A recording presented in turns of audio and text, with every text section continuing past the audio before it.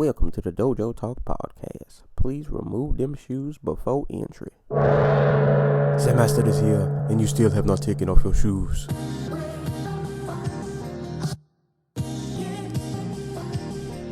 Yeah.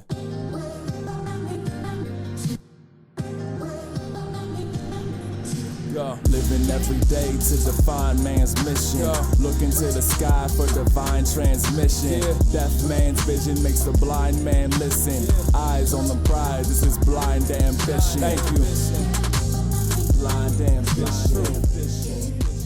Blind ambition. Welcome to the Dojo Talk Podcast. I am your host, Serial Sensei, and I'm here with my co-host, Theanticool, and we are on episode number 6 of the show. What's going on, man? Nothing much. Just hyped to talk about these fights. Alright, and we might have a lot to cover, so I guess we will just jump right into it. So, first order of business, UFC on Fox 23, which happened on the, what day was that? That was about the 28th. Yep, 28th.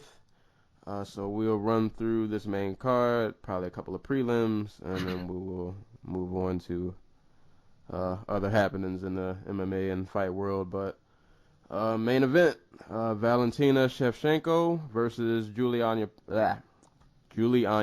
Pena. It was hard to follow the co-main event after, well, we'll get to that later. But this fight wasn't the most exciting, but even though it wasn't that exciting, I was impressed with what I saw. I wish I could have seen a little bit more of Shevchenko's striking, but she showed she's a very competent grappler. She got put in a few bad spots that she managed to get out of. She showed she was pretty competent in the clinch, and apparently her submission game is on point, and she ended it with an armbar. To be honest, this fight wasn't that eventful. It's not too much to go off action-wise, but yeah, I was surprised she got the armbar, and the setup was nice, and she pretty much left that fight like, I'm gonna say unscathed, but she looked like somebody I want to see fight for a belt. Yeah. I don't know if I will pick her to win, but I'm not gonna argue her getting a title shot at all. I will. She's probably gonna be doing this the second time around. Yeah, this fight is like it's a good example of just how like what a double-edged sword Shevchenko's game is at 135. But she's a flyweight. She's 5'5". Like standing next to Pena, like, and Holm for that matter, you can really tell she's a flyweight. She's just so well rounded, it doesn't really matter she's so well rounded, and it's not like a lot of women at that weight hit super duper hard. Right. And if they do, they're not technical enough to land consistently on someone like Shevchenko. But we saw that she's a very patient outfighter, and what ends up happening is she is pretty easily pushed up against the cage, and that's one of the reasons I was hesitant again when she actually debuts, is because she's very laid back. She's not going to knock anybody out, but what I guess we all didn't know is she's a very accomplished judoka. Right. I think Stephen Wright, Johnny Hendricks' striking coach, the former striking coach for most of the guys at Team Takedown, for guys like Chas Kelly and Rochelle, he cut together this highlight reel. It just has her doing like her her wushu, her Muay Thai, her kickboxing, but also judo. Judo, wrestling. Apparently she's a master of sport in both. Did not know that. I wonder, I don't know if it would be a stretch. Is she she might be like the most well-rounded in that division. Like, I joke that Cyborg is, the Bo Jackson of like women's combat sports. Yeah, but that's kind of Shevchenko also, where she does just like everything and she excels at it to like a ridiculous degree. And it was, I was gonna say, I think it was wild too because Pena, it's not like she didn't. Pena's part of Pena's plan, I felt like, was working. You want to put her against the cage. Obviously, this isn't somebody you want to really stand with. Yeah. Like, she had a lot of advantageous positions, but it was almost like it didn't matter. I mean, aside from she got off a few knees, nothing too significant. But I thought when it went to the ground, I was like, oh, Pena's going to either ground and pound her out, or, she'll just take her down to a decision. Yeah, and it didn't happen. Noting that Pena's like opposition to UFC outside of like Kat Zingano has been Milana Dudieva, Jessica Okozie, and Jessica Ai. And I think those three have like one win between them. And I mentioned this before the fight, but the Kat Zingano she fought. Yeah, she had fought. Is there any way we can put this on hold for real quick? Yeah. I'll be right back. My doorbell just rang. All right.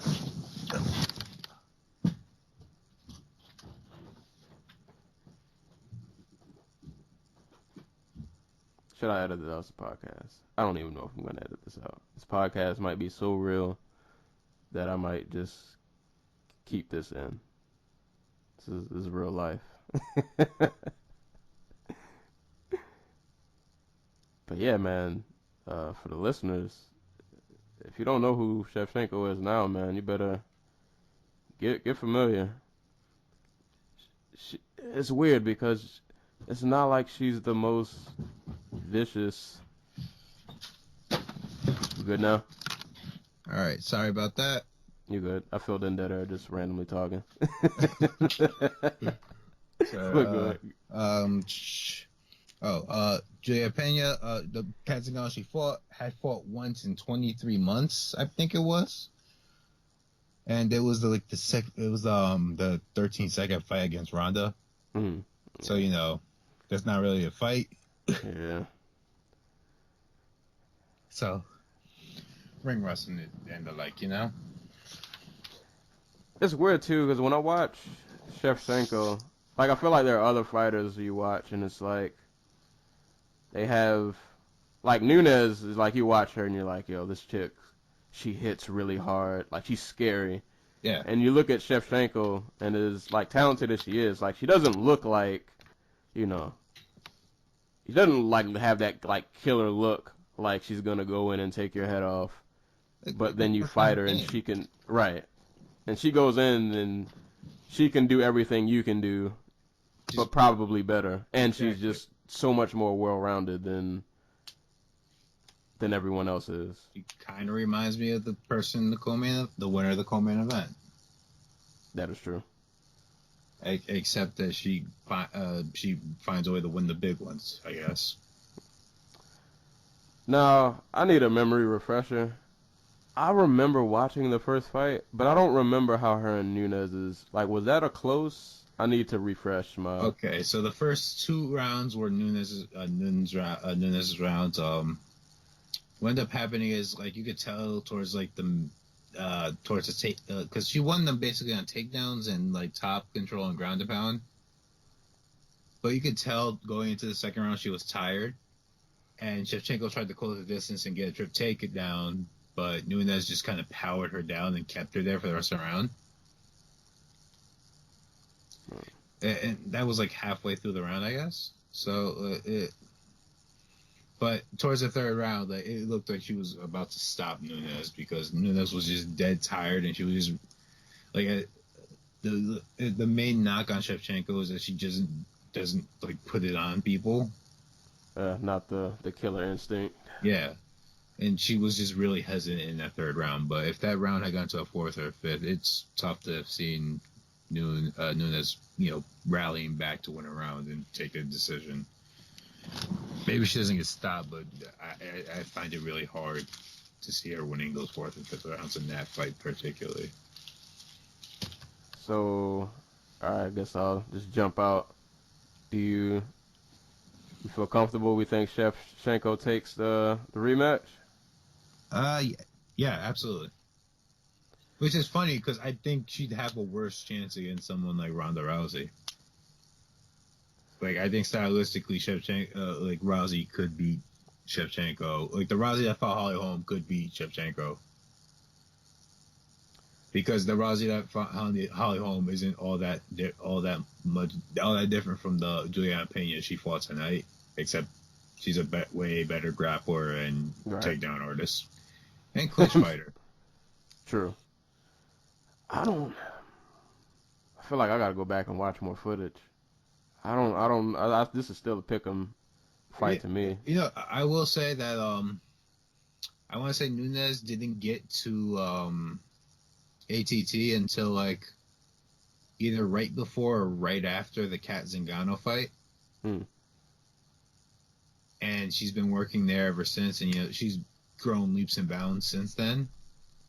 And she's grown leaps and bounds since her fight with Shevchenko. So it's possible that she comes into a rematch and she just looks like light years ahead of what she looked in that fight. And mind you, she won that fight.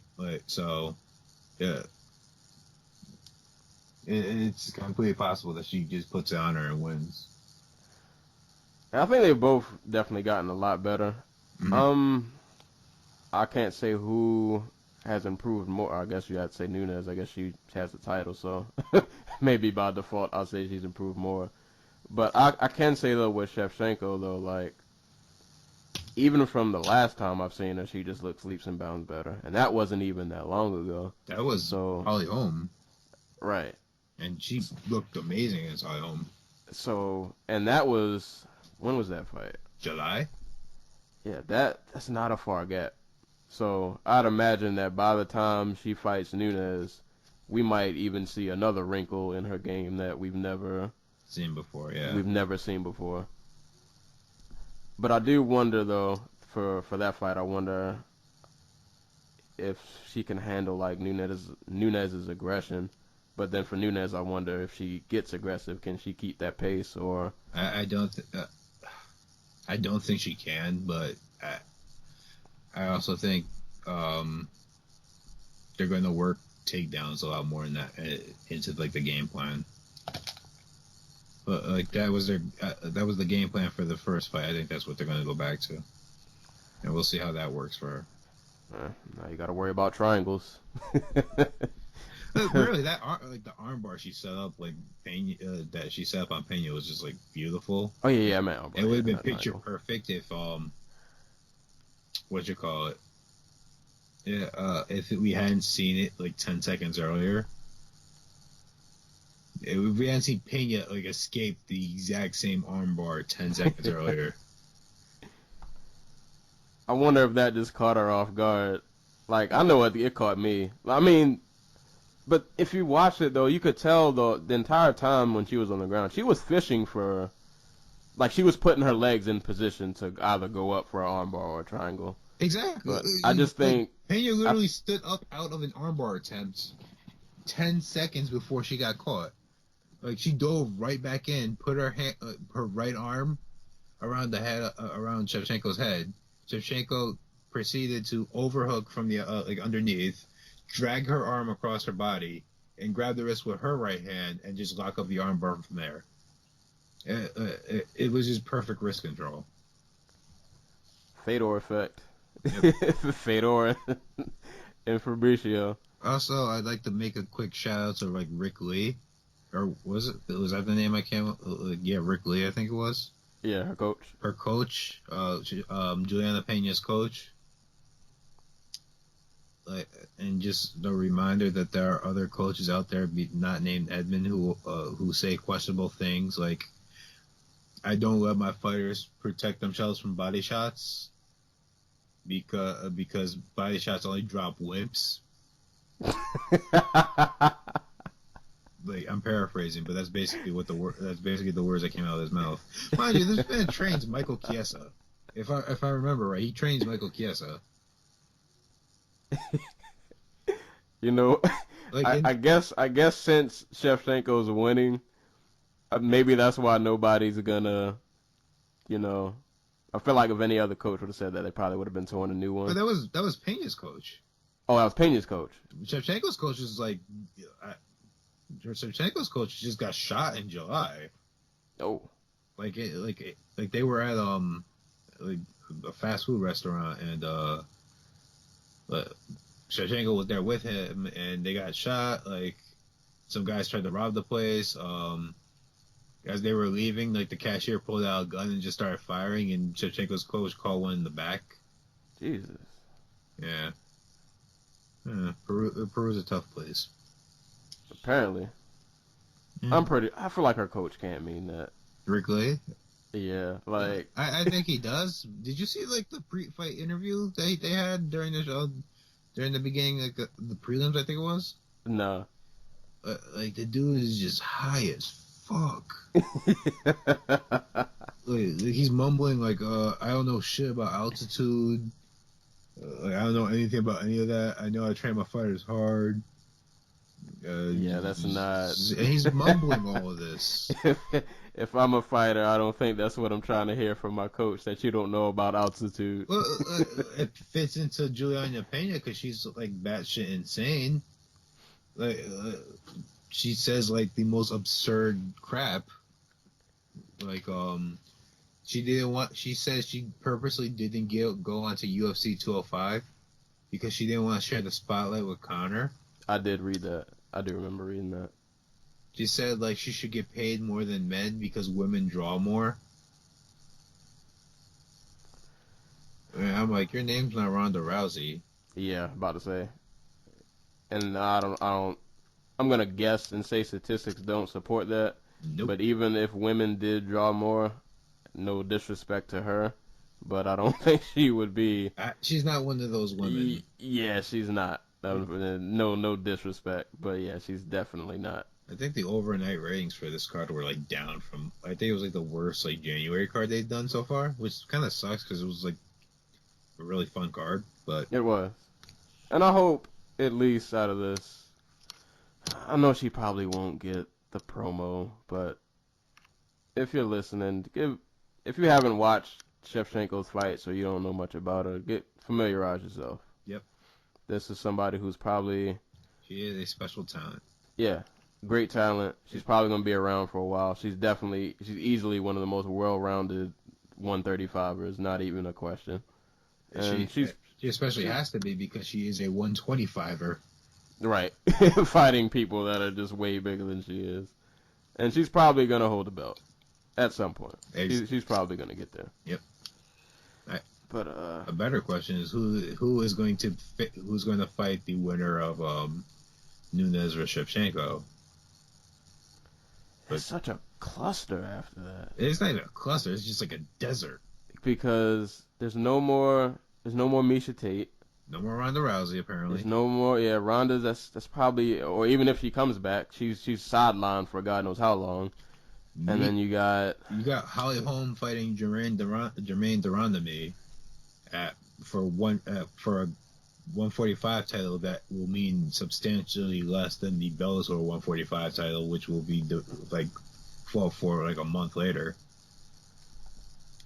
Man, yeah, oh my God, I didn't even think of that. Like, this is what happens when you don't sign fighters for your division. Like, I campaigned for like the longest time, saying that they should sign Valentina Shevchenko, and then she comes in and she goes 3-1 against top 10 competition. Like, there are women out there who could probably do that. There aren't a lot of them, but I can think of a few who should have been signed like yesterday. You know what I mean? I'm trying to find the rankings so I can even. Okay, after. Oh God! So Holly Holm, Ronda Rousey, Raquel Pennington. So Pennington, Kat Zingano, Sarah McMahon, Carmouche, Betch, And then after Betch, it just like. What do you mean after Betch? Really? I'm, I'm, I'm trying to give people some passes.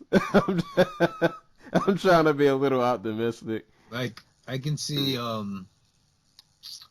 let's see. I'm assuming they're going to do Raquel Pennington versus Sarah McMahon, and that will be the person who fights Shevchenko Nunes. After that, maybe Kat Zingano, maybe Liz Carmouche sneaks in there. But yeah, whoever wins out of Shevchenko and Nunes, that belt just might play pity pat between those two, because realistically, I don't see. I mean, I feel like Kat always has the potential to get back up there, but like outside of that, it's kind of a wasteland almost. Yep. It's not. Yeah, there's not a lot. A fight I would like to see is Holly Holm versus Amanda Nunes. But there's a legitimate chance that Jermaine Durandamy just knocks Holly Holm the fuck out. Like, right. and do I really want to see Amanda Nunes just take down and beat up Jermaine Durandamy again? Man, I'm gonna have to keep an eye on this division now. I didn't realize like how the rankings look. It's crazy what a year can do. That's all I can say. Yep. Because a year ago we fighters gone. Like that just speaks to how deep lightweight is, by the way. Because the lightweight loses like its champion every time they lose, and it still remains one of the toughest divisions. Edgar gone, Bendo gone, Rafael Dos Anjos gone, Anthony Pettis gone, and it's still a Shark Tank. Exactly. Still a Shark Tank. But I guess that's that for Shevchenko and Pena. And now to the co-main event. This was my personal main event. I was so hyped when I heard this fight got announced. Jorge Masvidal and Donald Cowboy Cerrone. A lot of trash talk before this fight.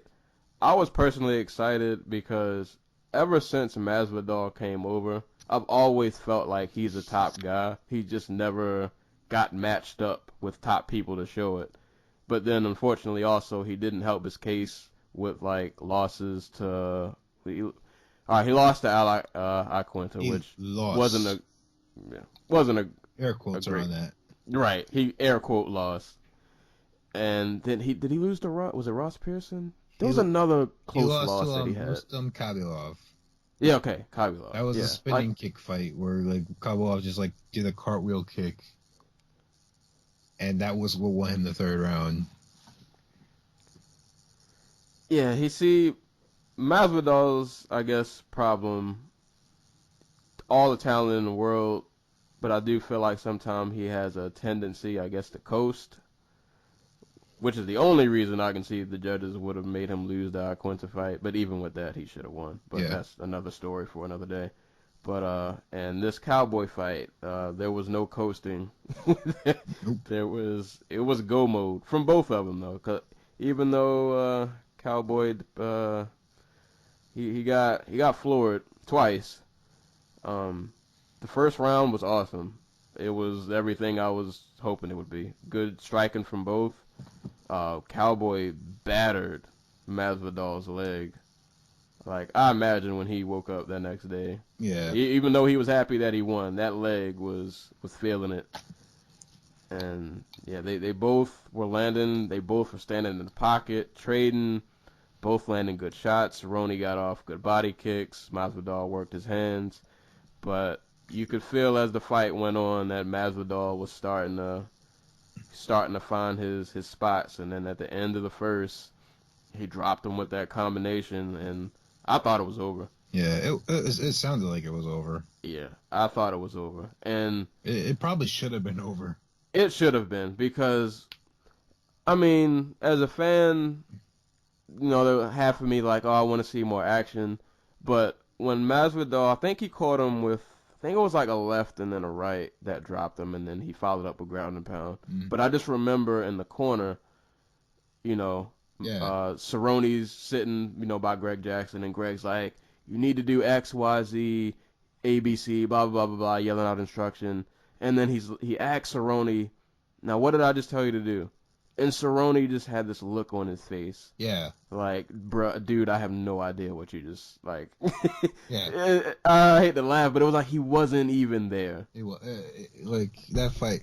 Greg Jackson should have stepped in and been like, "Yeah, this is I know where Greg's coming from though, because like Cerrone's prone to getting hit early, Right. but never like that.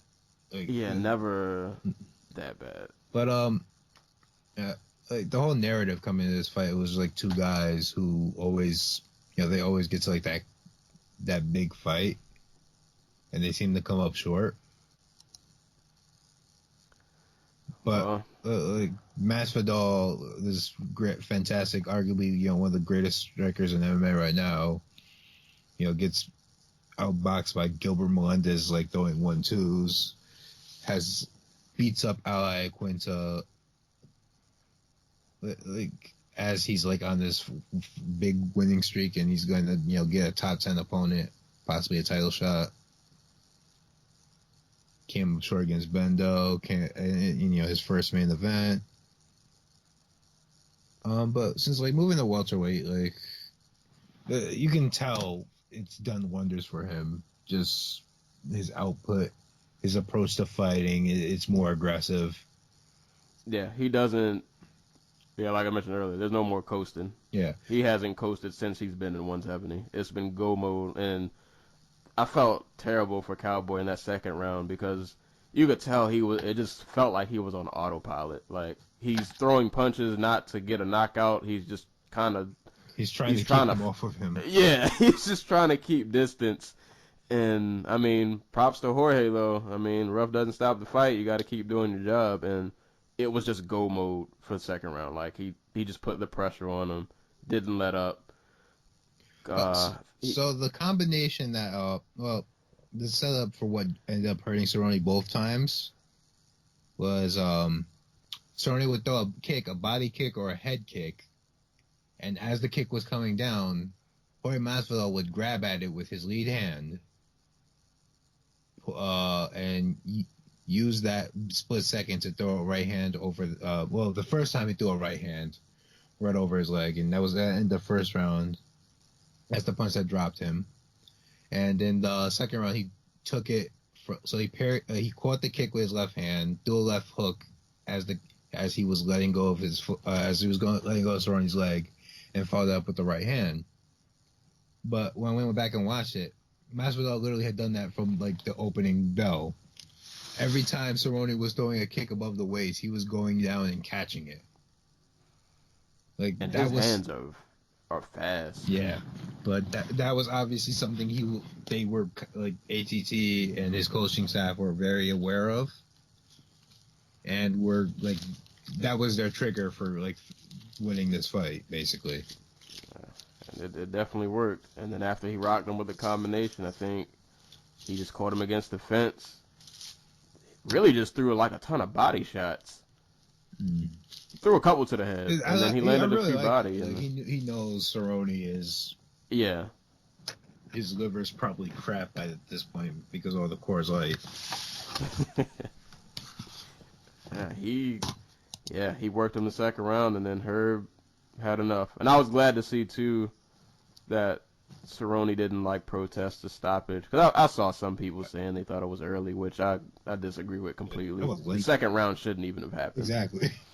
Yeah, like he took way more punishment than he needed to. I'm glad he didn't protest or anything. So Cerrone's 170 streak comes to an end, and with this win, Jorge just leapfrogs. Yeah, like, well, here's the thing, like welterweight's not that much different from women's bantamweight right now. Not in terms of talent, but in terms of title contenders. Like, Robbie Lawler is nowhere to be seen right now. He's in the crowd. Carlos Condit's and basically all but retired. Lorenz Larkin's a free agent. Dong Young Kim can't seem to make it to fight night for whatever reason. Like, when was the last time he fought? He fought recently, didn't Did he? he? Yeah, He fought Safadine. Yeah. But that was after a year of sitting out. Yeah. Neil Magny is Neil Magny, and he's probably never going to get a title shot. Rick Story, same thing. Yeah. Gunnar Nelson just broke his ankle in like November, I think it was. November, October, something like that. Johnny Hendricks is at 185. Then you have Jorge Masvidal. Then you have Tariq Safadine. Matt Brown's old as dirt, and his liver doesn't work. Lost. And he's coming off a KO. I mean, like in actual fight years, Matt Brown has to be like 50 because he actually died. Like 50, 60. Like, it is not a surprise that he's slowing down and he's losing all these big fights. And 15 is Ellenberger. Yeah, so, like, realistically, if it wasn't for Maya, Masvidal would be your next number one contender for Woodley Thompson. So I guess do we assume that that's the next fight? Maya. Masvidal and Maya. I think Maya has his heart set on that title shot, and I think Dana likes him. Maybe not, but like I think enough people like him that they'll give it to him.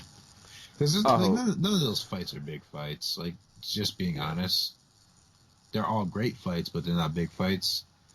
A fight that might happen since Lawler just left American Top Team is Lawler Masvidal. That's a fight we might get. Wouldn't complain about that. I loved his call out after the fight. By the way, Masvidal, he's just like, Dana, I got 200K. None of these motherfuckers can beat me. But I mean, realistically looking at the top 10, I mean, he's got the potential to knock anybody out up here. He could beat any of them. Yeah, he could definitely beat any of them. And it's like at 170, I feel like his power carries over. What's gonna be interesting though is Rafael dos Anjos is moving up, and while I don't think his size fits the division like Johnny Hendricks does, he is kind of like, does Masvidal beat Rafael dos Anjos? I am going to say yes, because Dos Anjos left his coach. And I feel like ever since he left his coach, I'm not going to say he's a bad fighter. That would be a stretch. But it seems like something's... I don't think leaving the coach was the right move. I don't think going up to welterweight was the right move. Not saying he might not win a fight or two, but... I think his whole reasoning was like when I say RDA is a big dude, he's a big dude for lightweight. Like, he's not tall, but he is muscly, and he's, especially after like the strength and conditioning program they got him on. So that I think that's a really tough cut for him. But like there was that whole piece out that he was describing his weight cut for the Tony Ferguson fight, and he was like, I fainted in the tub. I almost got concussed falling on like the faucet. Oh. I'm not sure how much of that is, that a bad weight cut or that fight being in Mexico at as high altitude as you could possibly get. But yeah, it sounded really bad. So if he has to go up to 170 to save, and save a little bit of himself, yeah, by all means, yeah. I mean, I'd rather you. And like I said, a lot of these dudes, like is Tariq Safadine really going to beat RDA at this point? Is Neil Magny really going to beat RDA at this point? Yeah, I mean, the thing with RDA is, even though he might give up height, probably going to give up some reach, the skill, you can't. And that's the thing I think that works for Masvidal so good is he's not like a huge 170, but the technique is flawless. Yeah. So when your technique is there, it kind of, it doesn't, I ain't gonna say it negates the size, but it makes it less of a factor because, I mean, you can just look at the boxing, and I look at this top 10. His hands are better than Probably everybody. Probably. Probably not stronger. I won't say he's definitely not the stronger, but he's not gonna. just he's not gonna freaking like beat Tyron Woodley in like a punching machine or something. Right. But technique wise, yeah, he's probably better than everybody in the top 10, just strictly with the hands. So I heard an interesting theory about why Donald Cerrone seems to always lose like the big fight.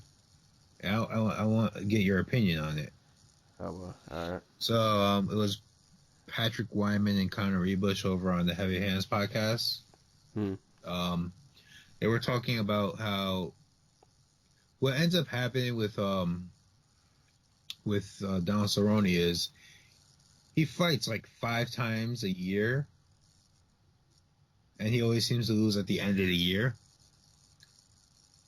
So what they think happens is he fights so damn often that as his performances go on, they get like less impressive. Like towards the end of his run at lightweight, right before he fought RDA, he fought like he was on an 8-fight winning streak from November 2013 to December 2015. Right. It went from Evan Dunham to Adrian Martins to Edson Barboza to Jim Miller. Then he gets to Eddie Alvarez and he looks okay. Miles Jury, that was like Miles Jury, basically fuck that fight. Then he gets to Benson Henderson, a fight that most of us thought he lost. Then he gets to Magdesi, who's a late replacement. Then he gets to RDA. And then he gets blown out. Like, do you think a large part of the reason why Cerrone just always seems to fall short in the big moment is because he just fights so damn often? He's always in camp. Oh man, it make it. Like even this fight. Let me look at this win, like the current win streak. So he beat Cowboy, the welterweight Cowboy, Cote, Story. It's hard to say. I mean, it definitely has to take a toll because even if you leave these fights like unscathed or you dominate, you still got to take into consideration it's another fight, it's another training camp. You're traveling constantly. Yeah. Oh man, that's hard to say. But it also makes it does make sense. It does make sense though. Like because look at his run after he loses to Benson Henderson the second time. Like he fought the 2011 he fought 5 times. So he fights Paul Kelly, he fights Wagner Rocha. Okay. He fights the Bronx, he fights Dennis Seaver, and then he just like completely just a bet against Nate Diaz. But that's what 4 fights and what like leading up to that fight, and you consider he fought the December of the year before. Like that's 5 fights over 12 months before he has to fight Nate Diaz. That's 5 training camps. That is true. Well, all right, I'll say at least in the RDA fight. To be honest, I don't care what training camp you got. I love Cerrone. I don't think fighting less would have saved him, to be honest. I think the same result happens. But I think it's 50-50. I can't say that completely is the reason he doesn't show up, but I can't dismiss it either because anybody who fight, it doesn't matter how good you are. Like if you fight that many times, even if you're winning all of the fights, like you're still human. Your body's gonna tire out. Yeah. You're doing all this traveling, all these different places. You're skydiving. Right, yeah, and you gotta think, hey, he's one of those dudes who outside of fighting, he does all kinds of just wild, off the wall, off the wall stuff. Yeah, man, I don't know, maybe he should try to tone it back to, dude averages, like 5, probably, you gotta be like close to 5 fights a year. Yeah, he's still broke. Maybe, yeah. Apparently still having a problem with taxes and all that good stuff. But, I don't know. I mean, I feel like it's worth an experiment. The thing is, him slowing down and taking less fights still equals to what most people would do in a year. Yeah. So I'd say, yeah, if I'm a coach. Also, if he doesn't fight, he probably goes broke.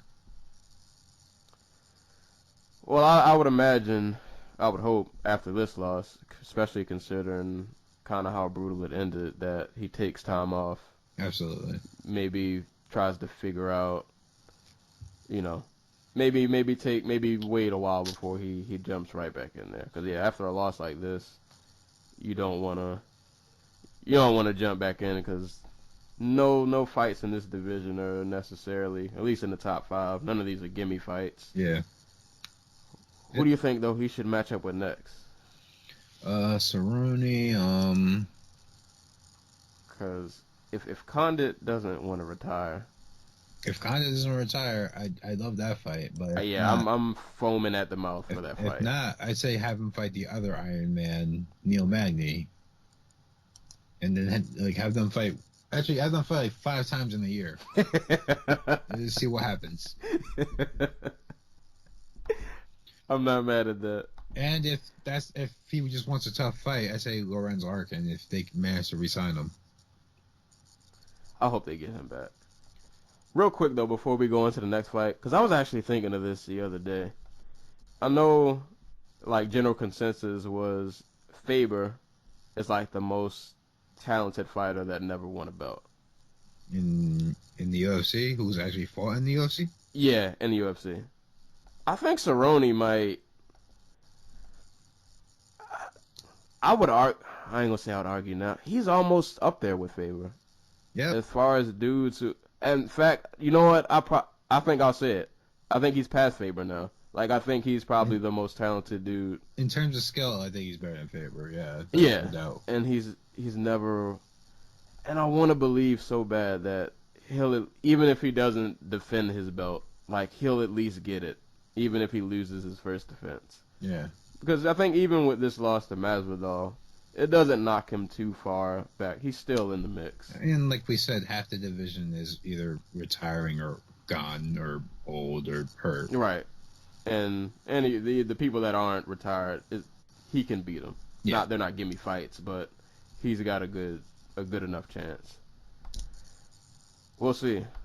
I hope he takes time off, assesses, whatever he needs to get together, and we see him back in there. See, I made a mistake and clicked off of the screen. So what was the next fight down? Next up, we have Francis Ngannou murdering Andre Arlovski. Oh, God. Not a whole lot to talk about. Not at all. Beautiful. Okay, I will say this. MMA is the greatest sport in the world because 4.5 years ago, Francis Ngannou had no fucking idea what MMA was. He was literally just a very big man who was poor and wandering the streets of Paris. Goes and walks up to MMA, like the owner of MMA Factory. He's like, "Hey, I'm poor. I need to put but I want to work out, and I want to put if you let me clean the gym after fight, after practice, that's how I'll pay." And the dude was like, "You're big as shit. We will pay you to come in and be big as shit and punch people and pick things up." And that's basically how he got into MMA. And now he just knocked out the former UFC heavyweight champion in just over 90 seconds. And it's crazy because I rewatched that fight earlier today. And literally the entire fight was, okay, we're filling each other out. Yeah, a little shadow punch here, there. And then the first time he lands is over. Yep. The craziest part about that is if that was most other heavyweights, Arlovski probably would have dinged him. We make no mistake, Francis Ngannou countered that punch beautifully. And technically very well. It wasn't just this fluke thing where Arlovski whiffed from way outside. Right. That's a punch Arlovski throws and throws often with confidence and lance more times than not. but the left hook he threw like right over it was just beautiful, and it's absurd that he's as good as he is as early in his career, as early in his training as he is. Like, Has he been out of this? Does he get out of the first round ever, or like second? He fought. I think he's fought. He lost a decision, I think, or he got subbed. Let me check. Yeah, no, he lost a decision like in his second fight ever, and since then he's gone to the second. He went to the second round with Curtis Blades. Like, he went to the end of the second round, but the doctor stopped it because Blades was like, his eyes were shut. And he went to the second round with Luis Enrique. And this dude, man, for people who just, if you haven't seen Ngannou fight, this is a terrifying, like, emphasizer. He's a big dude, like he is a mammoth, big, scary man. He is like 200. He is 5. He's 6'5", 250 something pounds. There is not like an ounce of fat on him. He's like he is a linebacker. Of muscle. He's like a linebacker in the NFL that can fight. Yes, basically. Like there's a dude KO who got power. lost on his way to like football practice and somehow winded up putting on the gloves. Right. And like, not only did he KO Arlovski, like he caught him with the left that caught him like on like not really like the side of the head, and then he catches him with the right, and the right literally Arlovski's body shifted all the way over to the other side, and like he launched, like he was airborne for like a brief second. And that's another crazy thing. Like, how many guys, scratch the fact that he's a heavyweight who's as athletic and like skilled as he is, how many guys who literally just started training 4 years ago would have the wherewithal where if he's countering somebody, not only is he moving his head, he's throwing 2-3 punches, because after that uppercut he threw the left hook again,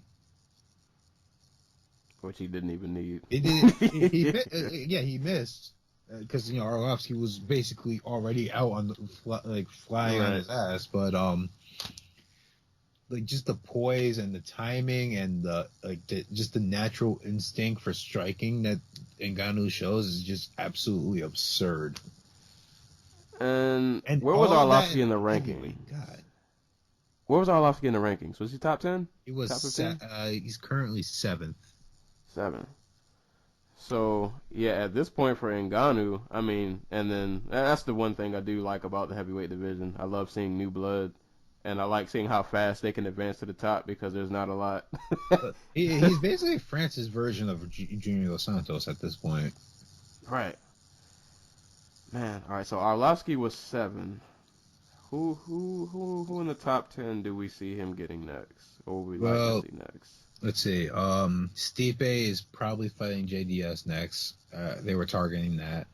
Cain Velasquez is nowhere to be found. Alistair Overeem is fighting Mark Hunt, so that leaves Fabricio Verdum and Ben Rothwell. And I'm not sure if Rothwell has a fight, but if not, I'd like to see him fight Rothwell, because that's somebody who's going to get him rounds. If like Rothwell's, and that's also and he's a really just weird. He's a weird fighter. Weird, awkward dude who. Yeah, he's gonna throw something at Francis that he's probably never seen before. Yeah, and that should be a really good test to tell us if he's ready for your Junior Dos Santos and Alistair Overeems. But it's like, if he connects against anybody, they're done. He just needs one. I think he's gonna be one of those guys. Like he's always gonna be one punch away from a title shot. But I do want to see somebody that can test the cardio, test the grappling, see how he does when fights aren't going his way. Like, Anthony Hamilton's not a great fighter. He's not, he's a decent, solid journeyman heavyweight, but he's been wrestling his whole life, and he's not a weak man. He's a strong ass dude. Right, he's a big dude too. He's a big, strong man who knows how to wrestle, and Ngannou threw him to the ground with a standing Kimura and made him tap. Like, That's scary. This dude's a freak. There's no other way to put it. I say, I'll go out on a limb now. I won't say he will win a title. I say within the next 2 years he's fighting for a belt. Absolutely. He's at least fighting for a belt. If for no other reason, because everybody else is old. Right. And this is the freshest heavyweight face we've seen in a long time. And he made it to the top 10 without taking any ding, so, he could go for another, 10 years. Right. And land a total of 10 punches, and there'd be 10 KOs. Exactly. But, yeah, I guess that's about all for that fight. Not a whole lot to talk about. Unless we're going to talk about how depressing watching Arlovsky get beat up is, but I prefer not to. You know what, though? Before we move on, I'll say this about Arlovsky. Aside from, how vicious that KO was, the fact that he even made it back to the UFC and has been successful is crazy enough. Yeah. I thought this dude a couple of years ago was, he was done. We weren't going to hear from him again. And he's come back, and win or lose, he's still putting on good fights.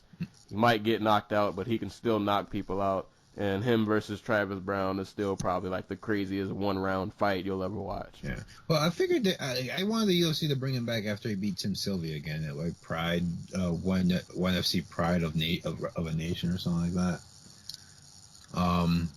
Because I knew UFC's always had trouble with finding heavyweight talent.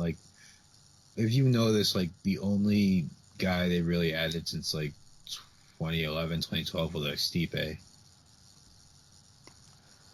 I'm hoping not Volkov, other guy. I keep saying Volkov. Minakov? Yeah, hoping he makes it over. I don't know what Bellator's unless Bellator's just hoping to freeze him out. I don't think they really want him back, but I just don't think they want to let him go to the UFC for nothing. I get it. That's a talent. Yep. That's a great talent. Then again, we're learning that France's heavyweights are better than Russia's heavyweights. So what do I know? Oh boy. Cyril Asker beat up. I want Cyril Asker versus Fedor, just cause. Battle of the Cannonball heavyweights.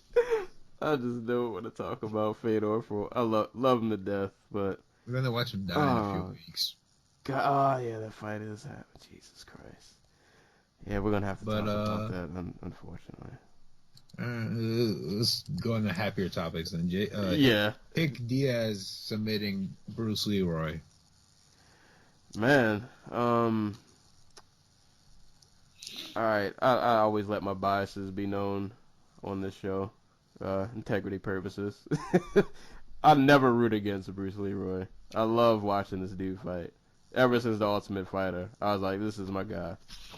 And the thing about him is he has great talent. He's always fun to watch, but you're always nervous a little bit because you never know, even in the fights where he starts off looking great, you never know if it's going to end well. Yeah. And unfortunately, that's kind of what happened in this fight. In the first round, the striking was there. He had great movement. He was getting loose with the strikes. It looked like he was going to win. He was out there having fun, just doing what Bruce Leroy does. And then there was a small little dark spot at the end of the first round when I think Knight got his back. Or he slammed him, he took him down, but the round was over. But Knight showed that he could get the takedown. Mm-hmm. And then the second round, Knight got the takedown again. I think this fight I think this fight really shows that Jason Knight's a really smart guy, or a really smart fighter. He had his troubles, but every trouble he encountered, he had a solution to, and it wasn't just to just be more aggressive. He went about it in a smart way. That, and it felt like in the second round he just kind of imposed his will. Like when he got that takedown and he locked in that body lock, I knew it was trouble. Yeah. And he did not stop going for the submission. He kept trying to soften him up.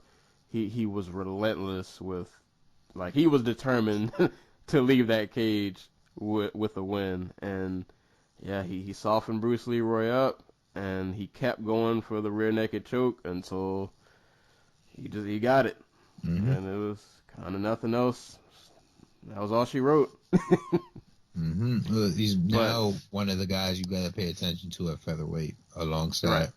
And I don't think he's going to go as far as like guys like Mirsad Bektik and Do Choi. Just because I don't think he has like that raw quality Talent. about him. Yeah. Well, not just talent, it's just like innate, like I guess innate talent, where like they have that X factor about their games.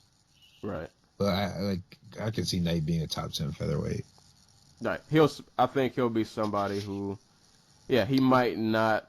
He's going to be a tough fight for most everybody. Right. He's going to be a tough. Right. He's going to be one of those guys that you're going to have to fight him on the way to get to, like the Mortal Kombat bosses. Yeah. Like he's going to be one of those guys up there that you got to fight to get to the top, and it's not going to be an easy scrap. And he might send you back down the ladder. Yeah. He's going to be like a fun version of Darren Elkins.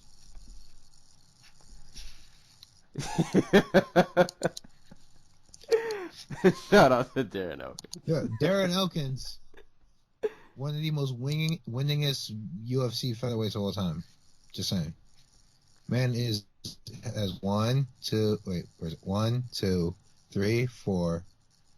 5, 6, 7, 8, 9, 10 wins at featherweight. Man. In the UFC. And he's not. Is he top 10? He's 12. Anything. 12. He's 12 because. Okay, yeah, he is. So he's right under Dojo. He's 12 because he's boring. So where is Jason? Okay, Jason Knight. I'm pretty sure Jason Knight will find his way. He's probably like right outside the top 15, I would imagine. Yep. Well, I hope they don't knock off Andre Fili because I think his win over Hakron Diaz was a little bit more impressive, to be honest. I think though. Yeah, I can't. Knight's good. I can't see him knocking anybody off of this top 15, but eventually he's going to get there. Yep. Maybe when they remove Anthony Pettis.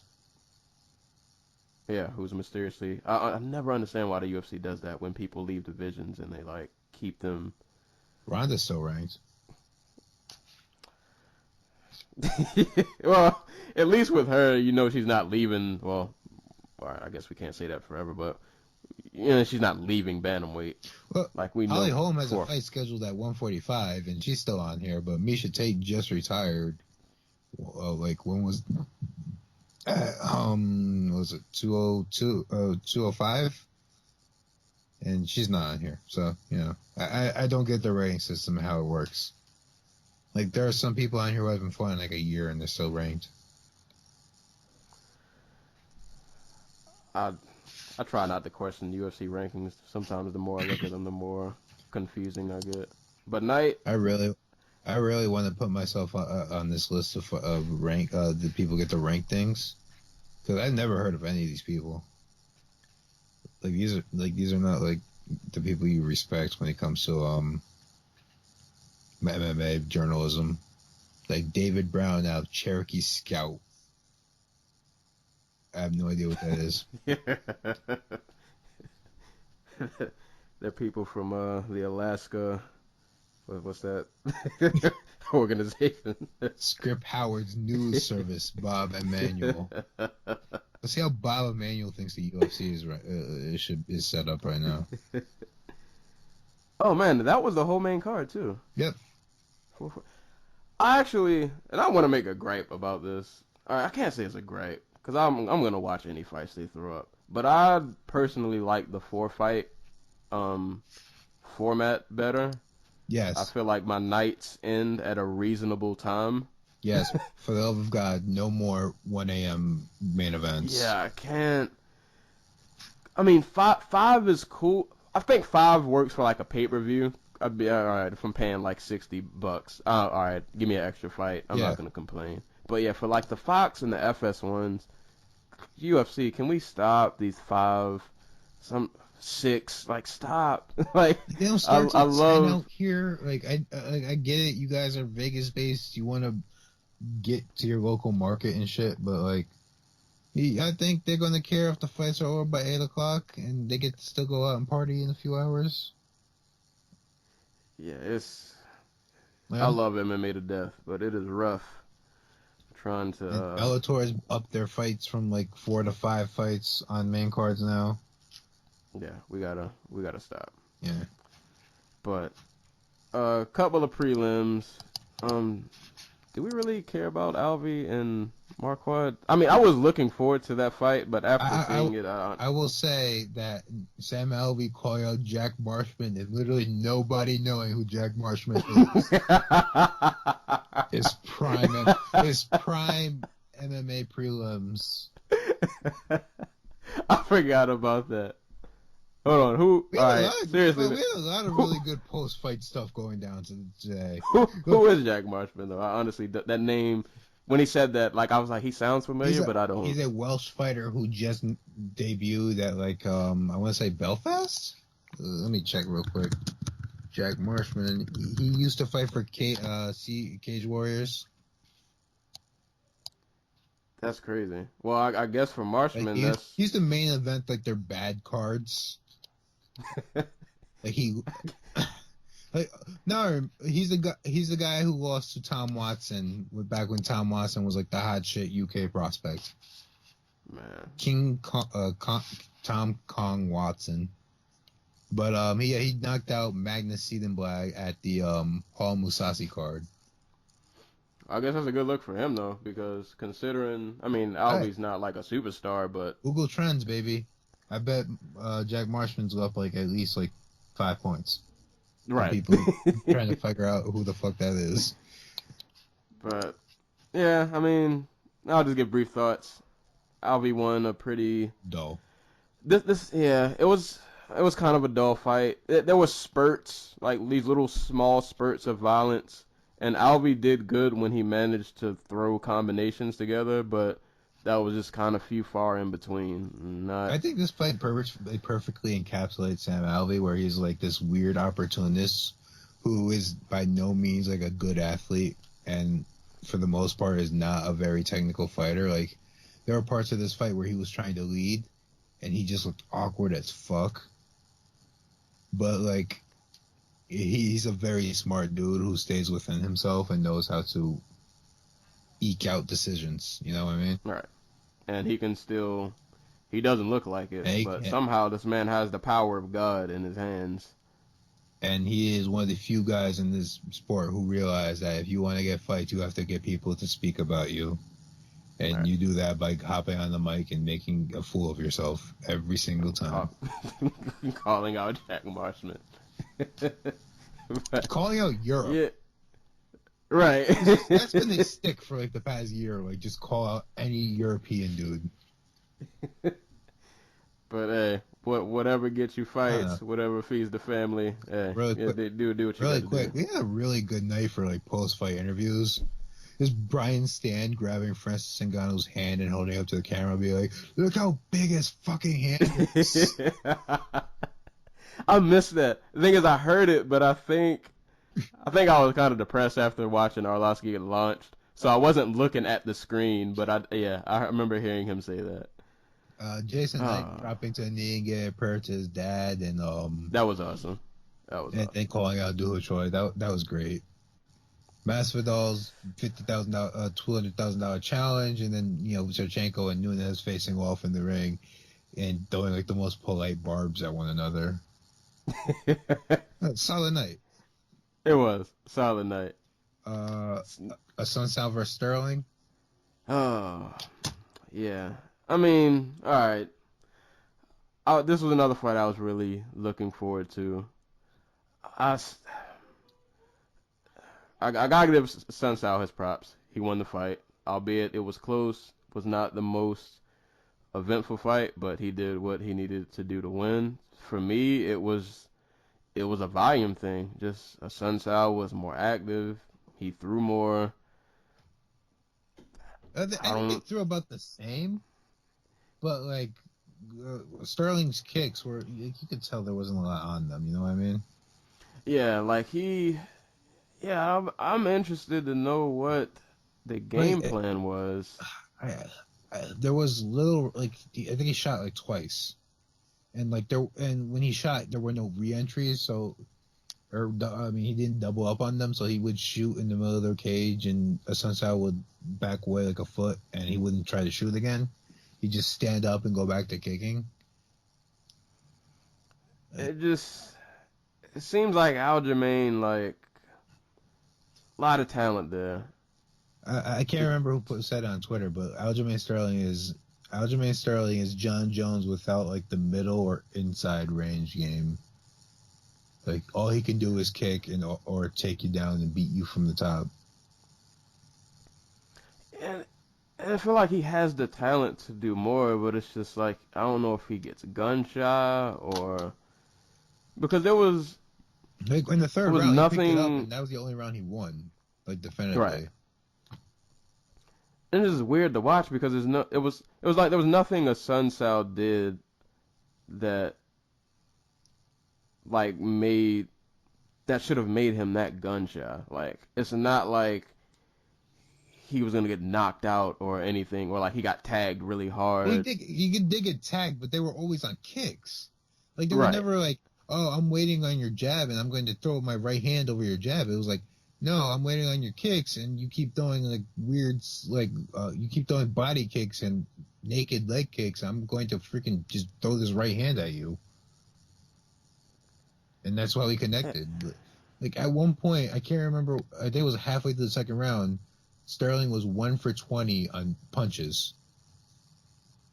So not only had he only thrown 20 punches in the whole fight, he only landed one of them. And it was probably like a jab. Yeah, and it just seemed like there wasn't, the volume just wasn't there. But I hold on to a little thread of faith. I think the really frustrating thing has to be that Sterling could have won this fight. Definitely could have. Definitely straight up, like he not even adding in anymore. Like, he could, like, the judge could have just been like, yeah, Sterling won the fight. Why not? Right. Like, and he could have won the Caraway fight. Like, everybody remembers him. Oh, he faded in the second round, but he didn't fade until the very end of the second round. Like, he got his back taken with 90 seconds left in the round. The majority of that round, he was out striking and out wrestling Brian Caraway. But towards the end, he almost got finished, or not finished, but he got, dominant control was for the other guy. All right. But I guess he goes a little further down the ladder. Yep. But then I look at a Sun Sal, and I'm looking at these rankings. And it's not bad for a Sunset. He had a 7-8 fight winning streak and got skipped for a title how many times? Right. And then fights TJ, and I mean, TJ is TJ. Yeah. There's not a lot you can do. And then I wonder where does the Sun Sal go? Because you got to think Cruz or Rivera. If they're gonna do TJ Dillashaw, Cody Garbrandt tough, they have to get Cruz a fight. And if they're not gonna match up Cruz and Rivera, why not match up Assunção and Cruz? You know what I mean? I'm not mad at Assunção and Cruz, or I'm gonna throw this out there because I'm really excited that Marias is finally coming over. Is he? Yeah. That's a definite thing? I thought that's not. I was sure that was definite. If it is, that's a great fight. But I'm pretty sure that was definite. Because I know him and Duquesnoy. If I'm saying his name right. Let me make sure. Hop on Twitter real quick. He's in talks. That's what I'm saying. I'm assuming he's going to eventually end up here in the UFC because the owners of WSO World Series of Fighting recently came out as in their some legal document that they were former promoters, and I'm assuming that means WSOF is folded. who, who knows? That's shady. Who knows? At least we still have WSOF Global, so we can still get our fill of, of ethnicity booking. Pakistan versus India, blood feud matches. Well, I hope that's definite. I wouldn't mind seeing Sun Sao win Marias. I know maybe people who don't follow the sport maybe as much as we do, but I believe Marias is legit. Marias is very legit. Marias is legit. My so if one he comes worry over, is like what we talked about with what's his name, with Brooks, where we've seen Marias face certain competition, and it hasn't been all that varied or good. So he comes over but he has the talent, but he doesn't have like the sharpness. right? And he gets, I don't want to say exposed, but like he gets depantsed a little bit. Yeah.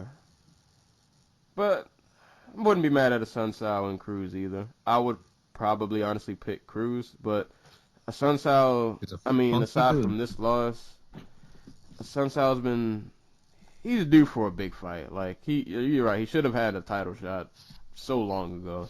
So why not at least, even if Cruz isn't champ, give him a big fight, give him a chance to show up, get notoriety. Yeah, give him a chance to show up. He if anybody deserves it, he definitely does. He's put in the work, just unfortunately hasn't been given the opportunity. And I guess for Aljamain, it's kind of back to the drawing board, back to the drawing board. I'm looking at the rankings. Dude, go and work with Mark Henry. Like, not a bad idea. Just let him count.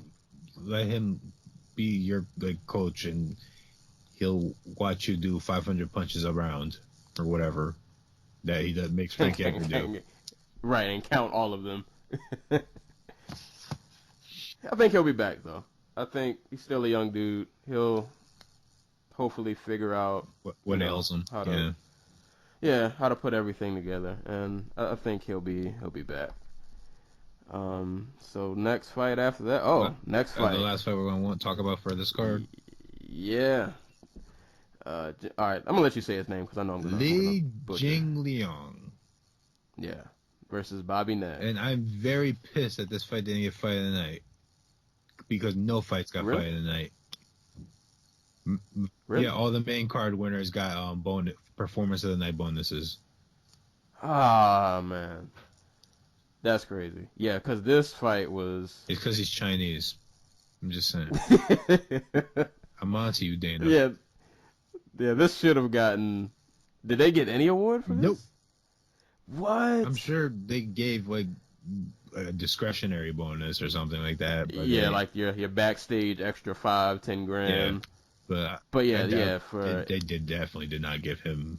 They didn't give him any of the big bonuses. Man, yeah, and dude, guys, if you haven't seen this fight, if you just want to watch Rock'em Sock'em Robots, if you haven't seen Li Jingliang fight, go sign up for like your free month of Fight Pass and just go watch all his fights. Because they're all, except for the Dave Machad fight, because they're all just fucking batshit crazy.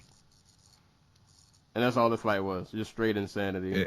We're gonna come in and we're just gonna throw hands and let's see who gets knocked out first. Basically. And they both got dropped like a couple of times. Like there's a sharpness to Jingliang's game where like you can tell he's a decent, he's a very fundamentally okay boxer. But there's also a part of his game where he just gets tagged every single time. I feel like with him, his fundamentals are decent, but I feel like when he gets tagged and the blood comes out, that he just he kicks into that. Yeah, he kicks into that other mode, and it's like, you know what? I don't care about my training anymore. It's just go time. I'm just saying this, but he's currently 4-2 in the UFC. He should be 5-1. He beat Nordine Taleb. He got robbed. Very angry about that. How has he never won a bonus? Everyone and like all of his fights, all of his fights are just like, they're just insanity, in the best kind of way. And I have hope. I have hope for him being a top 15 guy, if only because he didn't really start training striking. Well, I shouldn't say that. Up until he got to the UFC, he was primarily a wrestler. Like when he was beating dudes, there's a reason he's called the Leech. Like when he was beating dudes in China, he was just basically grapple fucking them. well, it was zero grappling. Hey, the hands have come away. A long way. Yeah, hands have come a long way. Like he's got power. Yeah, that the whole fight was just them exchanging hands. Is Bobby Nash, was that a debut? Yep. Cheers to him. First fight. I mean, I think of course that was you always short want to notice get. too. Yeah, and for that to be your first fight, he didn't look.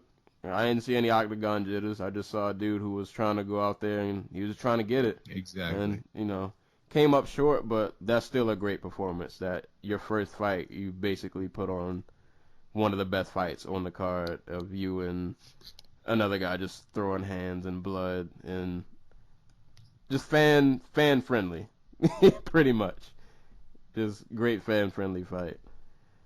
Yeah, I wish Lee was higher up in the rankings. I'm pretty sure his next fight will probably be just as crazy as this one, though. Dude, Ling Jin Leon. Tim Means just got booked again for the Cowboy rematch. The Brazilian Cowboy. But one day, I'm going to get my dream fight. Ling Jin Leon, Tim Means. It's going to be as crazy as in real life as it is in my head. It might happen. You never know. How old is Lee? 28. Yeah, but the way he fights, man, he knocks off years every. With the way he fights, man. Man. He knocks off a couple of years every fight, but it's worth it. The entertainment value is worth it. Apparently, he did get a bonus. Dana said he got Bobby Nash and him got an unofficial fight of the night bonus. That's good. I'm glad to hear that. Same. A lot of the people on the prelims, because they're not big names, get looked over, but the fights are just as entertaining. And they are literally the people who probably need it most. Right. Like, these are the guys who probably in between fights probably should have a 9 to 5. Yeah. But they, hoping they probably got, like, families that support them or whatever. Shouts to Michael McDonald, who's working a full-time job right now despite being a former UFC title challenger. Because he doesn't want to go back into debt to be a fighter. That is wild, man. And that dude is, like, crazy talented. I think Mayday's problem was that he never got away from, like, training with his dad and his brother. Like, they've been his coach. Like, his dad's been his coach since he was, like, 14 or something. That's crazy to have a full-time job and still... He is a carpenter. Man. I think he's a carpenter anyway. I know he loves talking about it. Props to him. I couldn't do it. No. Would not do it. But yeah, I guess that's about all for the UFC card. So it was a solid card overall. Yep. Knockouts, submissions, new faces to look out for. And then we got more fights even coming up this weekend. So what should we jump into? Should we go Frampton or Glory? Let's go to the Glory card real quick. Because we're only going to talk about one fight from there anyway. Yeah. So Robin van Roosmalen, I always get tongue-tied, and Matt Embree. So we mentioned Matt Embree the last podcast. This guy just kind of came out of nowhere and just started lighting people up. And he set himself up for a fight for the featherweight title. And he came up short. It's hard. He came up short, but it was an admirable performance. Indeed. He looked good in the first. I can't remember how many rounds. 4. It went 4 rounds. Yeah, the first 2 rounds he looked really good. He was in the fight. I don't think he won either round, but he was in the fight. He was moving. Yeah, he was. He had his legs. Like he was pumping out punches. Yeah, he showed that even though he lost, he's gonna be a top guy eventually if he's not For Glory. already. Yeah, he's up there. To losing to Robin, that's nothing to be. This is a fight that ashamed will of. get him fights that Simon Marcus gets in like China, basically. Right. He right. like it is open that winning the tournament and putting on a decent performance against Van Roosmalen will open some doors for him. That's a good thing. Like he's got great hands. He's got power. I love his head movement. But man, Roosmalen, man, he's a beast. Especially at 45, like this dude's a tank. There's nobody in the Glory featherweight division I think that could beat him. Yeah, I don't. Unless Embree goes into a hyperbolic time chamber and and trains for a while, yeah, I don't see anybody beating this dude, man. Like he's big for the weight class. He's strong. He throws just vicious combinations, and when he decides to turn it on, which is kind of what happened in this fight.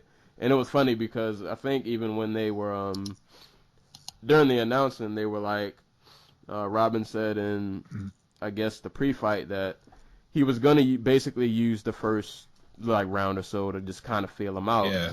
And then he was going to turn it up. And he was like, once I turn it up, I know it's going to be over. Yep. And that's kind of what happened. It should be noted that he didn't make weight. Like he was I think 0.8 of a pound off.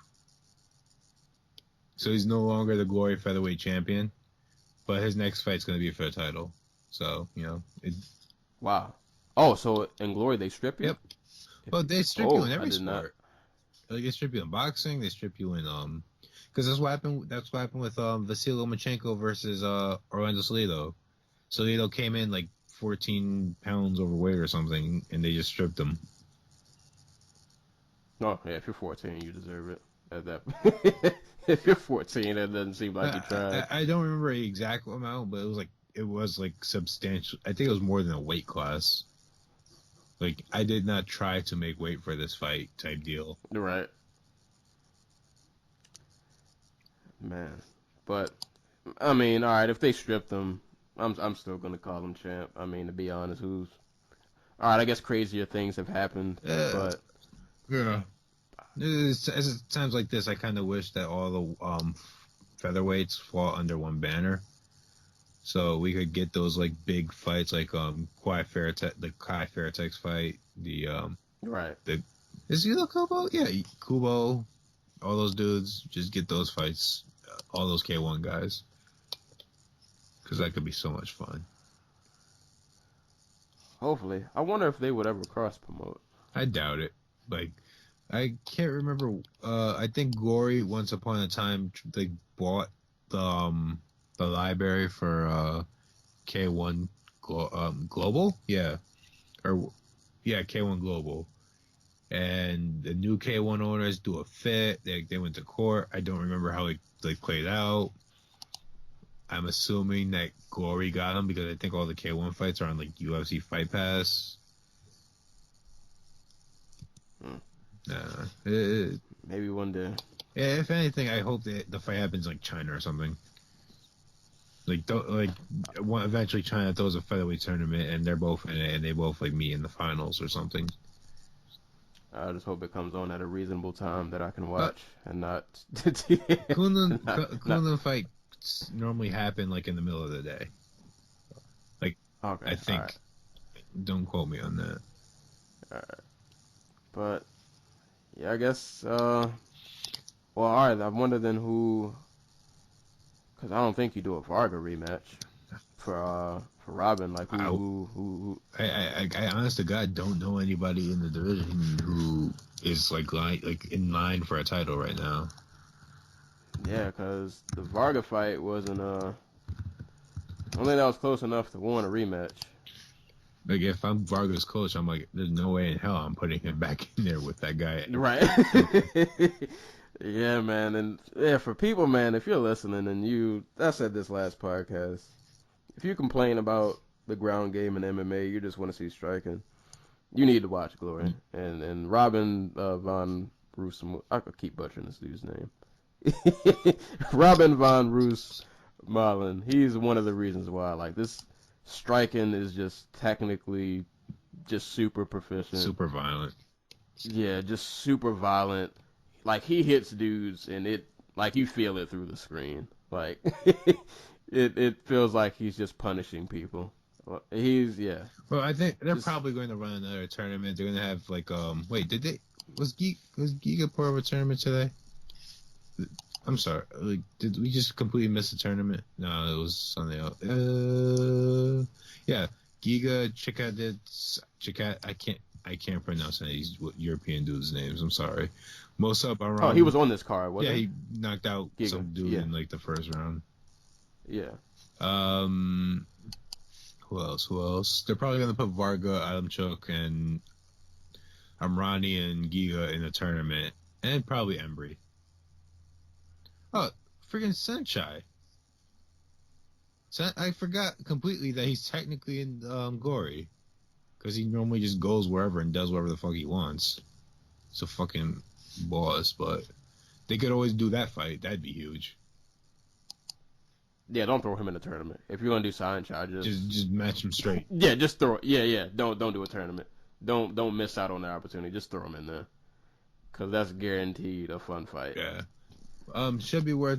I didn't get to see the Wilderness. God, who'd he fight? Oh, the Wilderness. God, freaking. I suck at names. In case you all didn't know that. Israel Adesanya. I didn't get to see that fight because it was on at like 3:00 in the morning. Yeah. Because fuck East Coast fans, right? Right. Play it on ESPN3 also, and then on top of that, put it at like 3 in the morning. So, but I didn't get to see that fight or the welterweight tournament, or apparently the competitive fight between Guido Innocente and D'Angelo Marshall. Yeah, I don't think. Yeah, I just caught the super fight series. I think all these I forgot that there was even the ESPN3 card, and I missed everything in that one. But I'm pretty sure this card was. I've never watched a Goy card and been disappointed, so I'm just gonna go out on a limb and say this card was probably pretty good. I've only been disappointed when they put American fighters on the card because they tend to suck. Except for Jacoby. Jacoby got the job done. Dustin Jacoby. Justin Jacoby. A success story for the ages. All right. So we're gonna talk about Oh crap! I have the wrong boxing card open. I was gonna say, did we do Frampton or do you want to talk about good old Tito and Sonnen? Let's talk the Frampton card real quick because there's something on the undercard I wanted to talk about first. I'll let you do that. I'm not sure if you saw it, but did you see Mikey Garcia completely flatline Dijon's? Oh, the uppercut? Yes, the uppercut. I didn't watch the fight, but I saw the uppercut. I saw the replay of that. That was vicious. So, for anybody who doesn't know, Mikey Garcia was once upon a time considered like a rising pound for pound talent up until 2014. Then he got in some legal issues as promoter. He didn't want to be tied down to one promotion. Blah, blah, blah. 2 years later, he comes back. He fights Elio Rojas. He knocks him out in like the 4th round, but it's a fight where I scored it 2-1 for Rojas leading up to the knockout. So he comes back, and this is like his first real comeback fight against Zlatichinin. Yeah, Zlatichinin. And he goes out there, he looks great from start to end. Just 3 rounds, solid work, beats him up, just batters him with the jab, and just ends the fight with one of the most beautiful finishing sequences that'll probably happen this year, where he parries with the right hand, turns it into an uppercut, bridges with the left hook, turns Zlatichinin all the way around, and then as Zlatichinin turns back, he just knocks him out with like a right hook. It's gorgeous. I don't know, when I saw the replay, I was like, this is early contender for KO of the year. Yeah. Did you see the Lomachenko Lomachenko, who did he knock out? Roman Martinez? I don't believe so. Oh god, that was one of the most that was another uppercut knockout, or uppercut into a left hand, and it was probably my favorite knockout of 2016 for boxing. It was just gorgeous, and that's what this reminded me of. And hopefully one day we'll get Mikey Garcia versus Vasyl Lomachenko. I gotta rewatch that fight now. I felt like that undercard I probably should have watched. I can't remember what I was doing while it was on. But That was the only fight that I think they aired on the Showtime. But they had the Showtime Extreme card, which was supposed to have Lee Selby on it, but Lee Selby's opponent didn't make weight or something, and they canceled that fight. But the guy to watch on the if you go back and you want to watch the undercard, go watch the David Benavidez fight. David Benavidez, possibly the best super middleweight prospect out there. Possibly the best. His brother is Joseph Benavidez, like the guy who got famous for like having a really good sparring session with Manny Pacquiao a few years ago when he was like 20.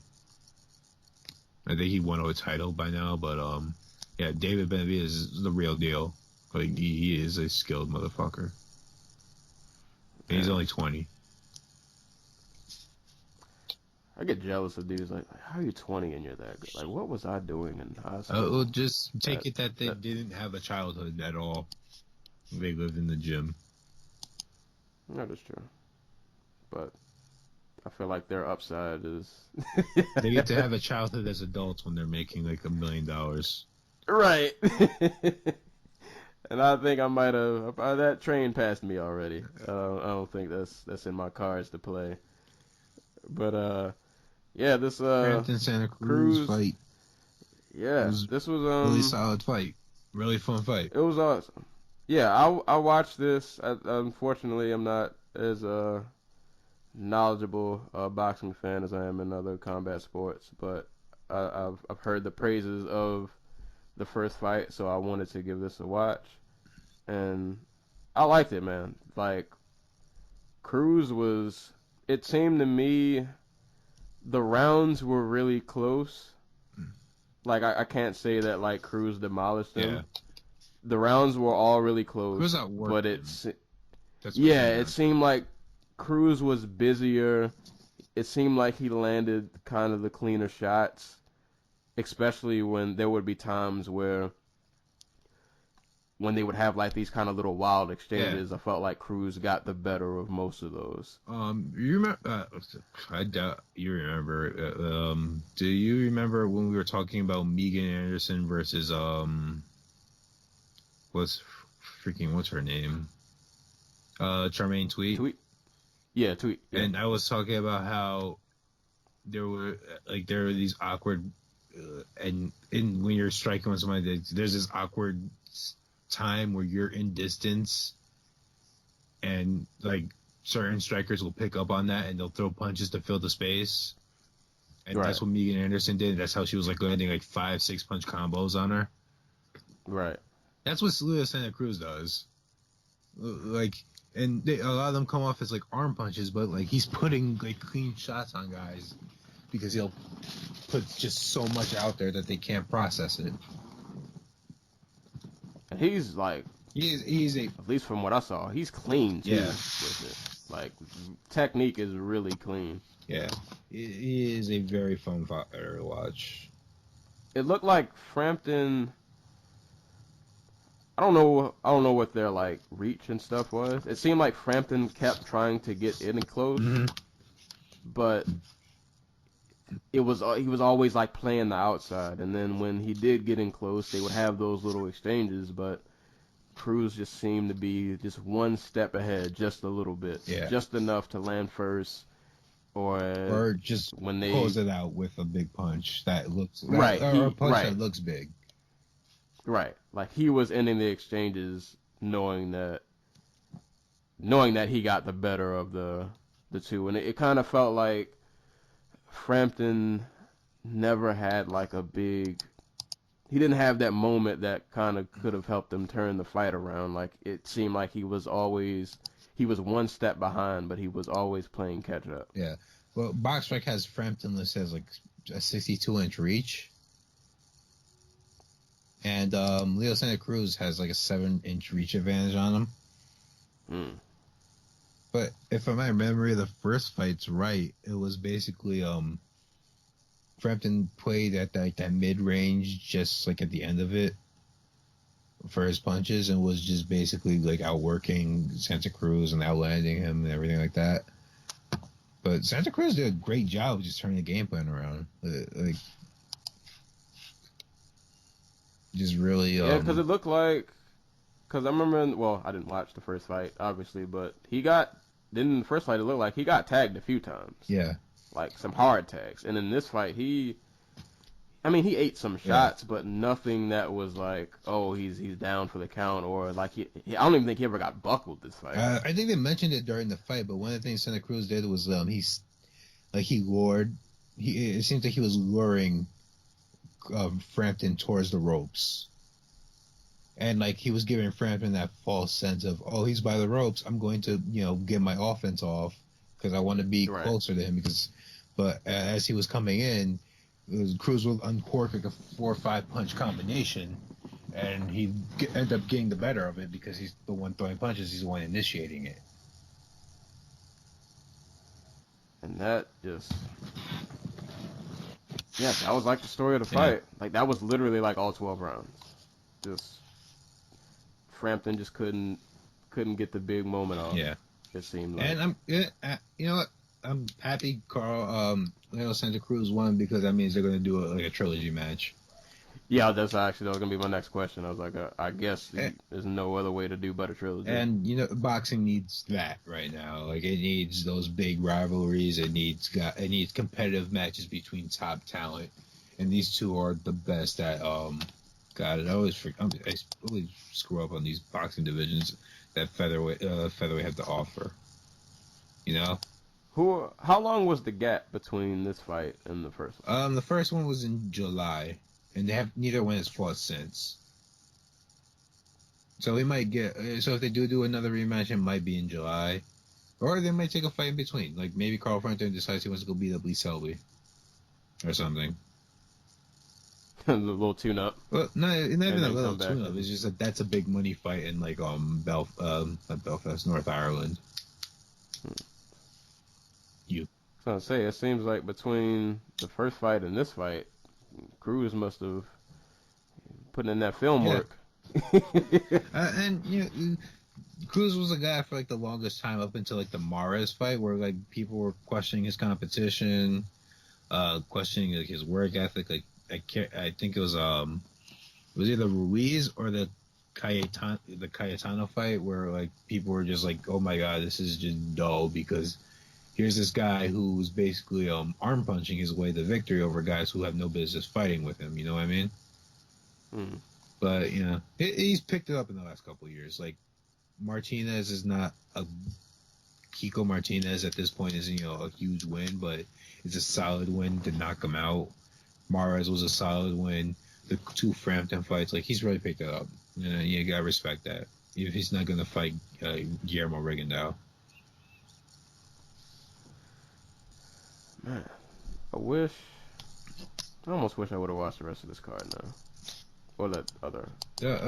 Just to quickly shout it out, since you brought it up, if you're watching this and you didn't get to go watch Francisco Vargas versus Miguel Berchelt, or Takeshi Miura versus Miguel Roman, go do yourself a favor and go watch those fights because they were fucking tremendous.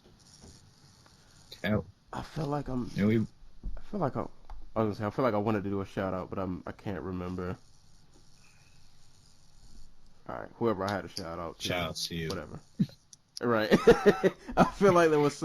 Real quick, yeah. Paul Daly, Brennan Ward, flying knee. Jesus Christ. Because we weren't here last week. Paul Daly. I forgot about that.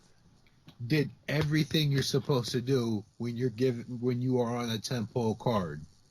He went out there. He knocked the other motherfucker out with like a highlight reel KO of the year. Then he gets on the mic and calls out his next opponent, and it's a name people know who If you're, a UFC fan who only watches UFC and you only tuned in to watch Tito Ortiz and Chael Sonnen, you recognize the name Roy McDonald, and you're like, oh, Roy McDonald's in the Bellator now, and this guy who just flying need this crazy dude called him out. I want to watch that. So there we go. Paul Daly built his own friggin' storyline. That's what you're supposed to do when you get your mic time at that big a stage. So props to him. Yeah, you can't draw up a night better than that. Nope. That knee was gorgeous. Yeah, if you haven't seen that knee, go. I'm pretty sure that's on YouTube somewhere. Mm-hmm. Go watch that. Now the question is, do we think Paul Daly beats Roy McDonald? I'd have to see Roy McDonald back first. You know what? I don't know, because I have no doubt that up until Paul Daly won the fight, Roy McDonald would be winning the fight. You know what I mean? Like, if Daly wins, he's not going to outbox Roy McDonald for 3 rounds. He's going to knock him out at one moment in the fight. Right. But until I see him with his nose on right and, his confidence back, and he's not, rolling for he's not doing Imanari rolls like every 15 minutes, I can't put my faith in McDonald like that.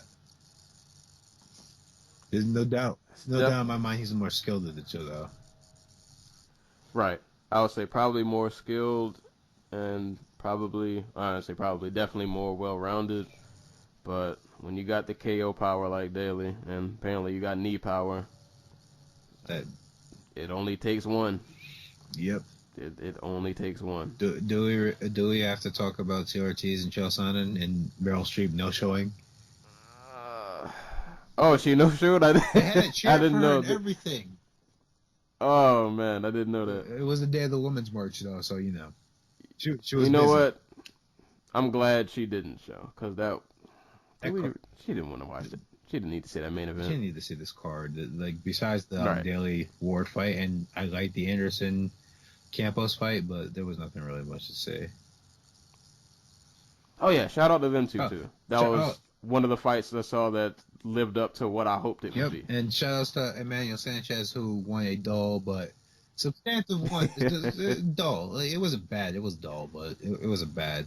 He won the biggest fight of his career. He beat a guy who many considered like the best featherweight not in the UFC or Bellator for like a very long time. And so shouts to him. He wants to be the MMA's version of Oscar De La Hoya. He's got a long way to go, but Yeah. This is big shoes to fill. He's missing the gold medal and like all the women fans, but right. Yeah, I guess you got time to work on that. Yeah. And I guess shouts to Tito for riding off into that sunset by submitting Chael Sonnen. Yeah, I didn't realize the size difference until. Yep. So I have a flashlight here that has a little magnet on it that I didn't realize. I held up to my computer on accident, and it kind of shut down my computer. Wow. Hold up, is it still like? Because I feel like magnets really mess things up. So I hope your computer isn't fried. No, it seems fine. Even if not, it's a piece of crap. I need a better one. Alright. Like, I got this after my last computer, like, junked out on me. Alright, well. Yeah, I just didn't bother to replace it. Were there any other fights? Any? I don't even know what time we're at right now, because my time is not accurate because we started off like with a half hour of like just us talking. Right. So I'm gonna assume. All right, we were close to like an hour, and so we're over an hour. I know we're over an hour. I think we're near 2 hours at the very least. Jesus Christ. All right, so. If you want to just close it out, let's just close it out with I guess UFC Fight Night Zombie Bermudez real quick. You just be like, just hype up the fights we actually like. Yeah, so this will probably be sloppily edited. Because actually, you know what? And I mentioned this when you had to go away earlier, when somebody when your door or whatever. Yeah, this podcast is gonna be so real. I might just not even edit it. Like it's just gonna go straight. It's gonna be experience, and this is how you're going to right. experience They're right. This is real life, real time. We're not professionals. Right, we're not. We don't get paid never for this. promised professionalism. We did not. We try to deliver, but hey, sometimes life happens. But yeah, at least next week. Why can my internet's failing me? But yeah, this weekend, Korean Zombie finally returns after serving his military duties, and we get to see him fight. Longest war. Right, he was gone for how long? It seems like 2 years. It's Every South Korean Korean War. Technically, both Koreas are still at war. Every South Korean has to serve at least 2 years in the military. Every male before they turn like 30. Zombie got away with it because he was like a student or something, or some bullshit they made up. Well, I'm glad he's back. He was definitely a fan favorite before he went off. When Zombie left, he was the most exciting fighter in the UFC. I will just say that straight out. And I am extremely happy he's back. And though Bermudez is a tough fight, I think it's a fight that if he has lost enough steps, he should still win. Especially in a 5 rounds. Because Bermudez is going to give him opportunities to like get knocked out and choked out and everything like that. It's a good fight, though. It's a good return matchup. Bermudez is also an awesome fighter. No reason why this shouldn't be boring. There's no way this fight can be boring. Basically. But now that we say that, it's going to be like 5 rounds of them just staring at each other. Right. A whole filling out process is the entire fight. But also on the card, Alexa Grasso takes her sophomore UFC outing against Felice Herrig. There we go. Awesome. I love Grasso. Grasso should, in theory, just like box bully, boxercise Felice Herrig to death. And I will enjoy that because Alexa Grasso is awesome, and maybe in a year or two she's going to be the person who I think knocks off Ioane and Jacek. I hope. Well, I ain't gonna say I hope, but yeah, I hope she makes it to that height though.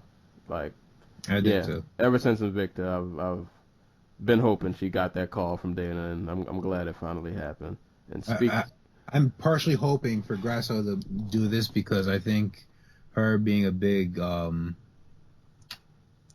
from a boxing family in Mexico will inspire other Mexican boxers who are just kind of like just sitting around and have nothing to do, to just take up MMA. All right, go in and box people to death like she does.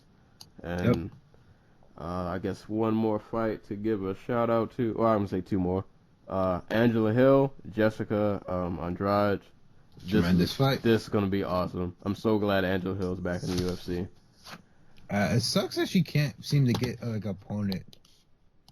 I don't want to say on her level, but that isn't a top 5 opponent. Yeah, because I was looking at that when Forte got cut from her first stint. Like she didn't get any easy outings. Like even in tough, like her first opponent was Carla Esparza. Right. And she had only been doing MMA for a year. Yeah, that's insane. And your first fight is against like you're fighting like the top person already. Yeah, you're fighting the Invicta FC strawweight champion, right. And it's your second fight in MMA. Period. And fighting Andrade, man, she's been a killer in her last 2 fights. Andrade at 115 is John Lineker at 135 for men's bantamweight. Right. Like this straight savagery. So yeah, that fight's gonna be awesome. And I gotta shout out the homie Curtis Blades because he has the coolest name. Yeah, that's a good and bad heavyweight matchup because Adam Milstead and Curtis Blades are 2 dudes who will be around like 5 years from now. Like I'm sold on them being like talents. I'm maybe not contenders, but Blades is going to be a contender, I think. But Like, there's no reason these two should be fighting each other in their like second or third UFC fights. Yeah, I don't like when they throw the prospects derailing each other's careers, but It should be a fun fight though. yeah, should be a fun fight. And Adam Milstead will be back to work on Monday for doing a 12-hour shift laying like railroad tracks, whatever the hell he does. Oh, I guess I'll shout out Beck Rawlings and Tisha Torres too. I'm semi-interested in that. And I am interested in Ricardo Ramos versus Michinori Tanaka, which should be just insane. If you like grappling and you like scrambling and you like just two guys who don't just give a damn about anything, that's the fight for you. Because they are reckless. Yeah, this fight, I'll say overall, like, it's not great in terms of star power, but definitely a lot of.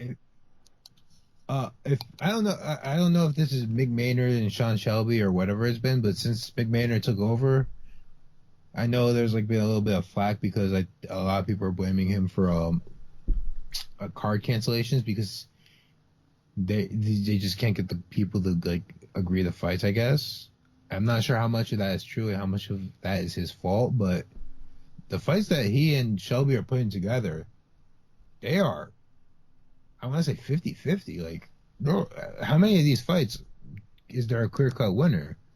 They are booking solid. Yeah, and I like too that I feel like a lot of, like we're seeing a lot of prospects too. A lot of the fresh blood is starting to get more shine. And not to derail a whole nother conversation, I always kind of felt like that should have been the model. Like when you do your fight nights and your FS1s, let the little guys, so to speak, let that be their time to. I mean, throw a big star in there, of course, main event, co-main, because you want to get views.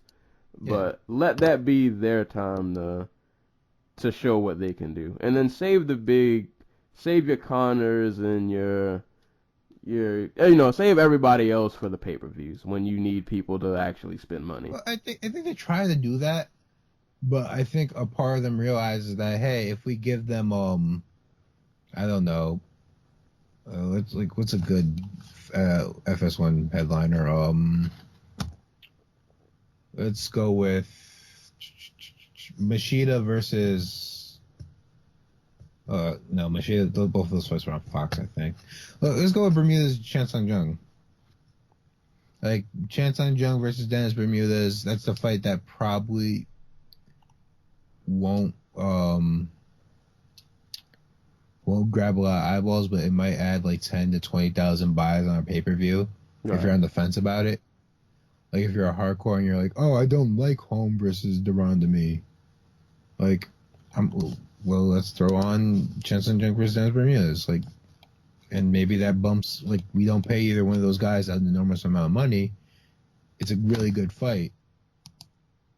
That maybe we know will draw blood. People, like, it's not going to get, your casual fan base very happy, but your hardcores who maybe don't buy every pay-per-view, maybe they buy at that time. Like, there are levels to this. Even be like, in the appealing to your fans, even. Well, you know what I mean? Like, Cowboy apparently is like a draw on like FS1, but he's not a draw on Fox or pay-per-view. That's crazy. Yeah, like, I don't see how he's. How does that dynamic work? I don't see how he's not a draw. Period. Because hardcores will tune in to see Cowboy Cerrone on FS1, but casuals will tune in to Fox anyway, regardless. You know what I mean? So so if you have Cowboy in your co-main event or your main event of FS1 card, and FS1 averages on average like 800,000, maybe like 1 million people tune in to see Cowboy fight. But you put them on Fox, where you're going to have a bunch of other big names, or you're going to have at least one other big fight that's going to draw headliners, like, say, Michelle Waterson versus Paige Van Zandt, and then you throw Cowboy Masvidal in the co-main event. Is that really going to add anything to that card that's substantive? Because Paige Van Zandt's like the star. Right. So it makes sense in that way. Yeah. But Yeah, no. The one thing I loved about over the past year and a half, year or 2 years, is that featherweights and bantamweights have been getting the opportunity to headline cards, and that just makes them so much more interesting than having Corey Anderson versus Jimmy Manua. Yeah. And don't get me wrong, I like Jimmy Manua, and I think Corey Anderson still has some talent. I don't think he's realizing it. I think he's a slow burn as a prospect, but is that better than Chan Sung Jung versus Korean Zombie? Not at all. Is that better than Cody Garbrandt versus Thomas Almeida, despite the And fact let neither one this, has top 10 fight, the top 10 fight to their name? and I'll make this like my final shot. Let that be like a burn. All the people who used to say like, "Oh, the little guys aren't exciting and they don't do Yeah, this and they don't got." You guys are all like, yeah, seriously, fuck you guys. you're right. Just stop. Like Just stop. you obviously didn't watch WEC, so screw you. Right. And that was, and I'm not even joking. I swear WC is like my favorite promotion of all time. Same here. Not, and I love the UFC. I love, Strikeforce. WEC was just so awesome from top to bottom. It were never boring fights. And it was all because of the little guys. So the little guys are taking over, man. Get with it. Because listen, That's where all the talent is, man. that's where everything is. The heavyweights, God bless them, that's not where it's at anymore. That's not. It was never where it's at in the UFC. like there's a reason 205 was the glamour division in the UFC. Right. It's the little guy's time now, man. The 125 and up to 155. That's where all the, when you want to see the best really fight the best, it's between those weight. That's where you see the best talent at. I throw 170 in there, just because I think it's on a downswing right now, but I think it'll pick right back up as soon as some guys start getting some wins. Moral of the story: the little guys are taking over, so you're gonna have to deal with it.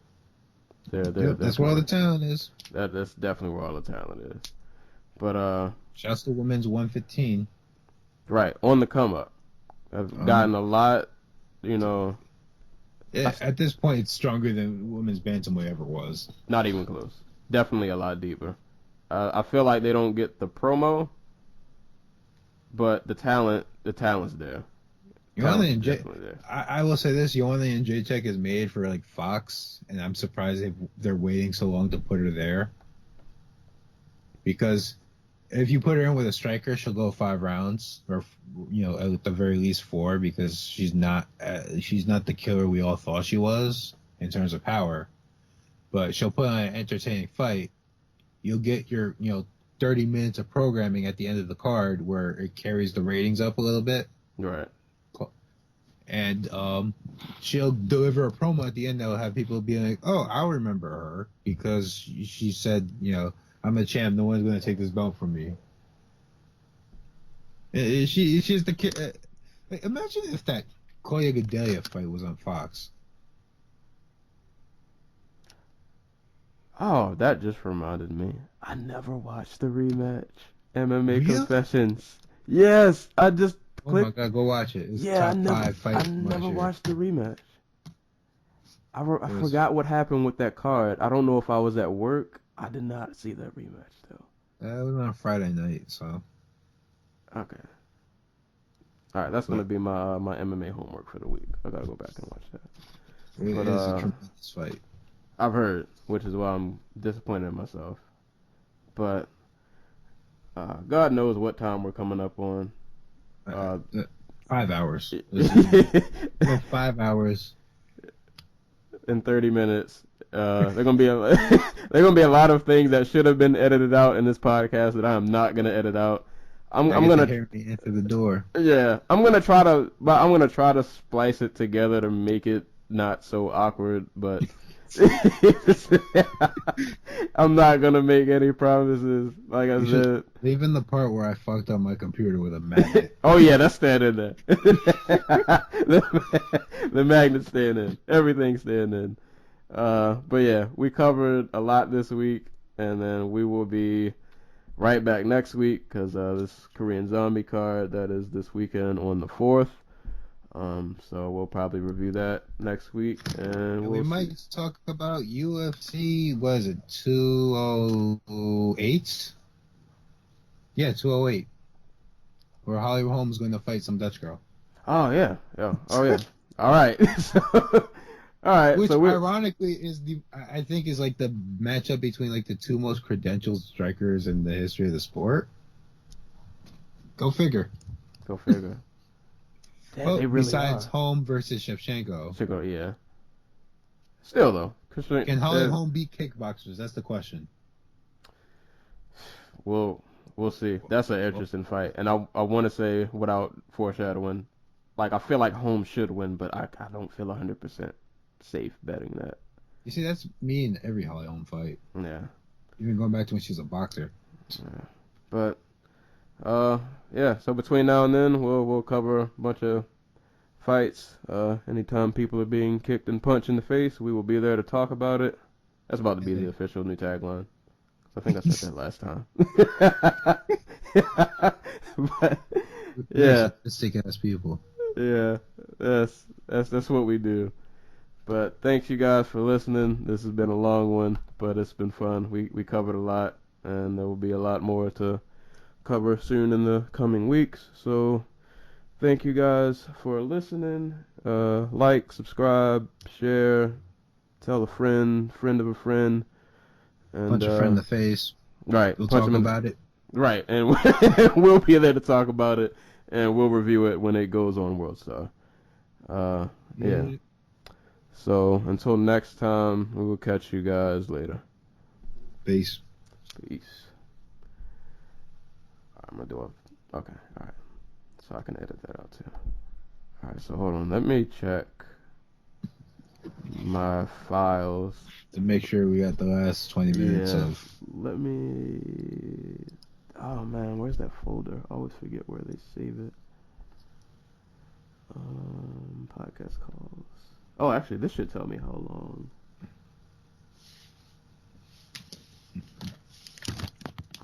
I have to point out we tried to start this podcast at like 6 o'clock.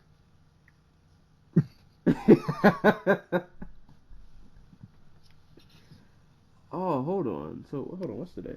First. Okay, so. Technology and magnets are a bitch.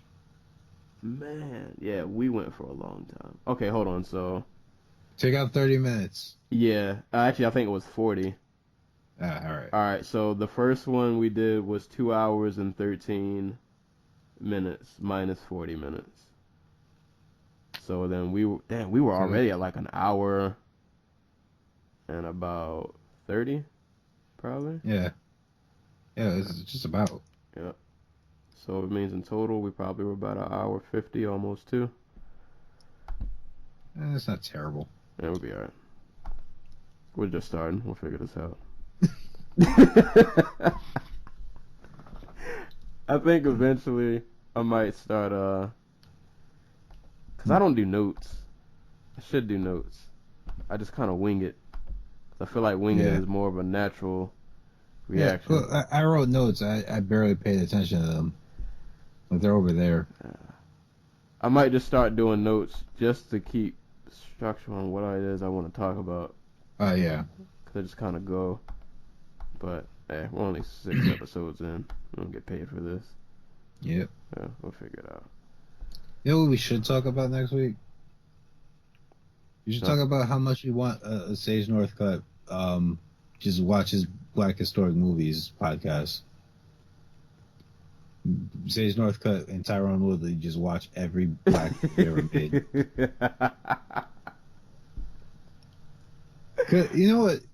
You know what the weirdest thing was? Like, I saw the tweet about Sage Northcutt watching Birth of a Nation with Tyron Woodley. And Woodley was like, yeah, he watched it with me, and he walked out, and he was like, I can't believe we did that to you people. What? Wait, did you not see that? No, I did not. Apparently, Sage Northcutt was very upset about Birth of a Nation. And I'm sitting here thinking it's like the 1915 one or whatever. Where it's about like the Ku Klux Klan. I'm like, I thought you were talking about the new one. Oh, so you watched the. No, that was what I was thinking about. I'm like, oh, what circumstances brought Tyron Woodley, a father of 3, to sit down with 20-year-old Sage Northcutt and watch a 1915 movie about the Ku Klux Klan. And I had to think about, like, oh, they made the new one. Oh, man. And then I had to sit down and think about what brought Tyron Woodley to say, hey, Sage, do you want to go see Birth of a Nation with me? Right. Like, how did that conversation even start? Was like Tyron Woodley in it? Because like, he just gets into movies now. Like, he was in, the NWA movie. Oh, I still haven't watched that. I always meant to check that out. That's funny, though. I have a bootleg downstairs somewhere. That's funny.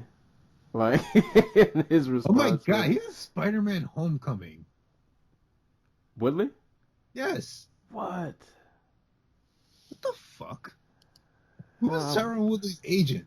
I'll probably go. They're doing a good job. They're doing a good job. I'll probably end up seeing that, even though I haven't watched a Spider-Man movie in forever. I'll see it. I'm gonna see it. That must be these new owners. They're entertainers, so maybe he made some connections with somebody. He'll be an Avenger soon. He was in 2 movies this year. He was in the Kickboxer movie that nobody saw. I didn't either. It's on Netflix too. Still haven't watched it. I refuse to acknowledge anything past the original. Yeah, I gotta look. Whoa. It's always a Bollywood movie. What? Which one? The other movie he was in this year, Sultan.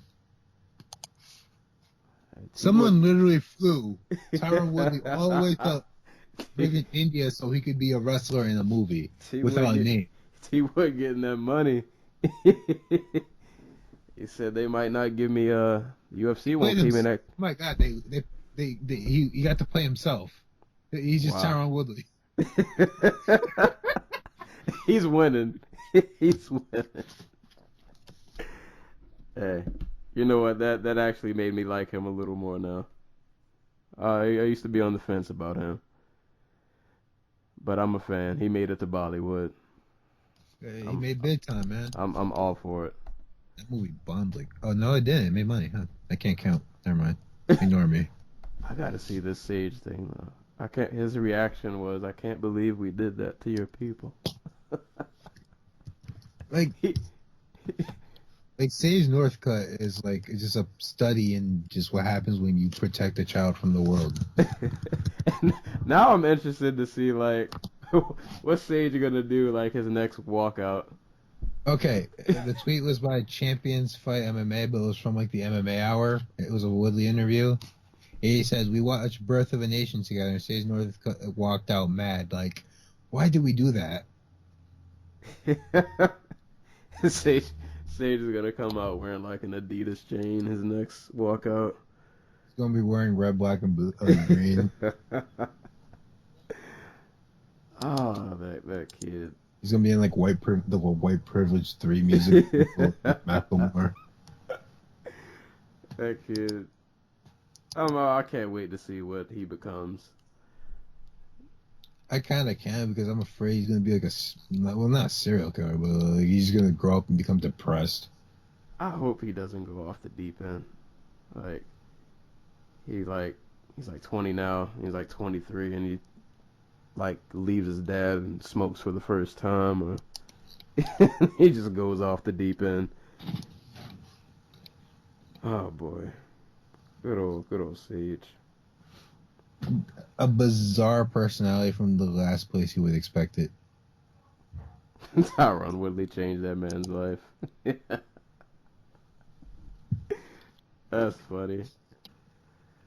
Oh man, I gotta go eat. I haven't even ate dinner. Bro, I was hungry before we started this podcast. Yeah, I thought of eating before we recorded, but I was like, if I eat before we record, I'm just not gonna record. And I didn't want to record tomorrow because I gotta be an adult and I got a doctor's appointment and a dentist appointment tomorrow. I don't know how this is gonna work. I want to skip one of them, but I can't. So, oh boy. I told myself I'm gonna do my taxes tomorrow. I don't know how that's gonna work either. Yeah, I figured out that too. I downloaded. I didn't download it. I'm gonna do TurboTax for the first time because I'm tired of paying people to do my taxes. I'm just worried I'm gonna miss something and then I'm gonna owe people money. End up like Cowboy. Cowboy just doesn't do his taxes. Like, you know, talk about man-child. Like, I think Cowboy just grew up not learning the things that you need to do to be an adult. And I'm like, dude, you've gotten so many fight bonuses. There's no reason you should be in debt. Like, there's no excuse.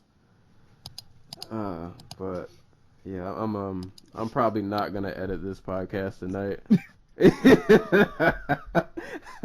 I gotta do this on a clear head. And yeah, full stomach. Yeah, and definitely a full stomach. And man, 2 hours is gonna take so long to render, but I'm gonna make it work. All right. I'm probably gonna wake up early and I'll knock it out early. But all right, man, I'm gonna go make a burger or something. All right, same here. Have a good night. All right. And thanks for having me on. No problem, man.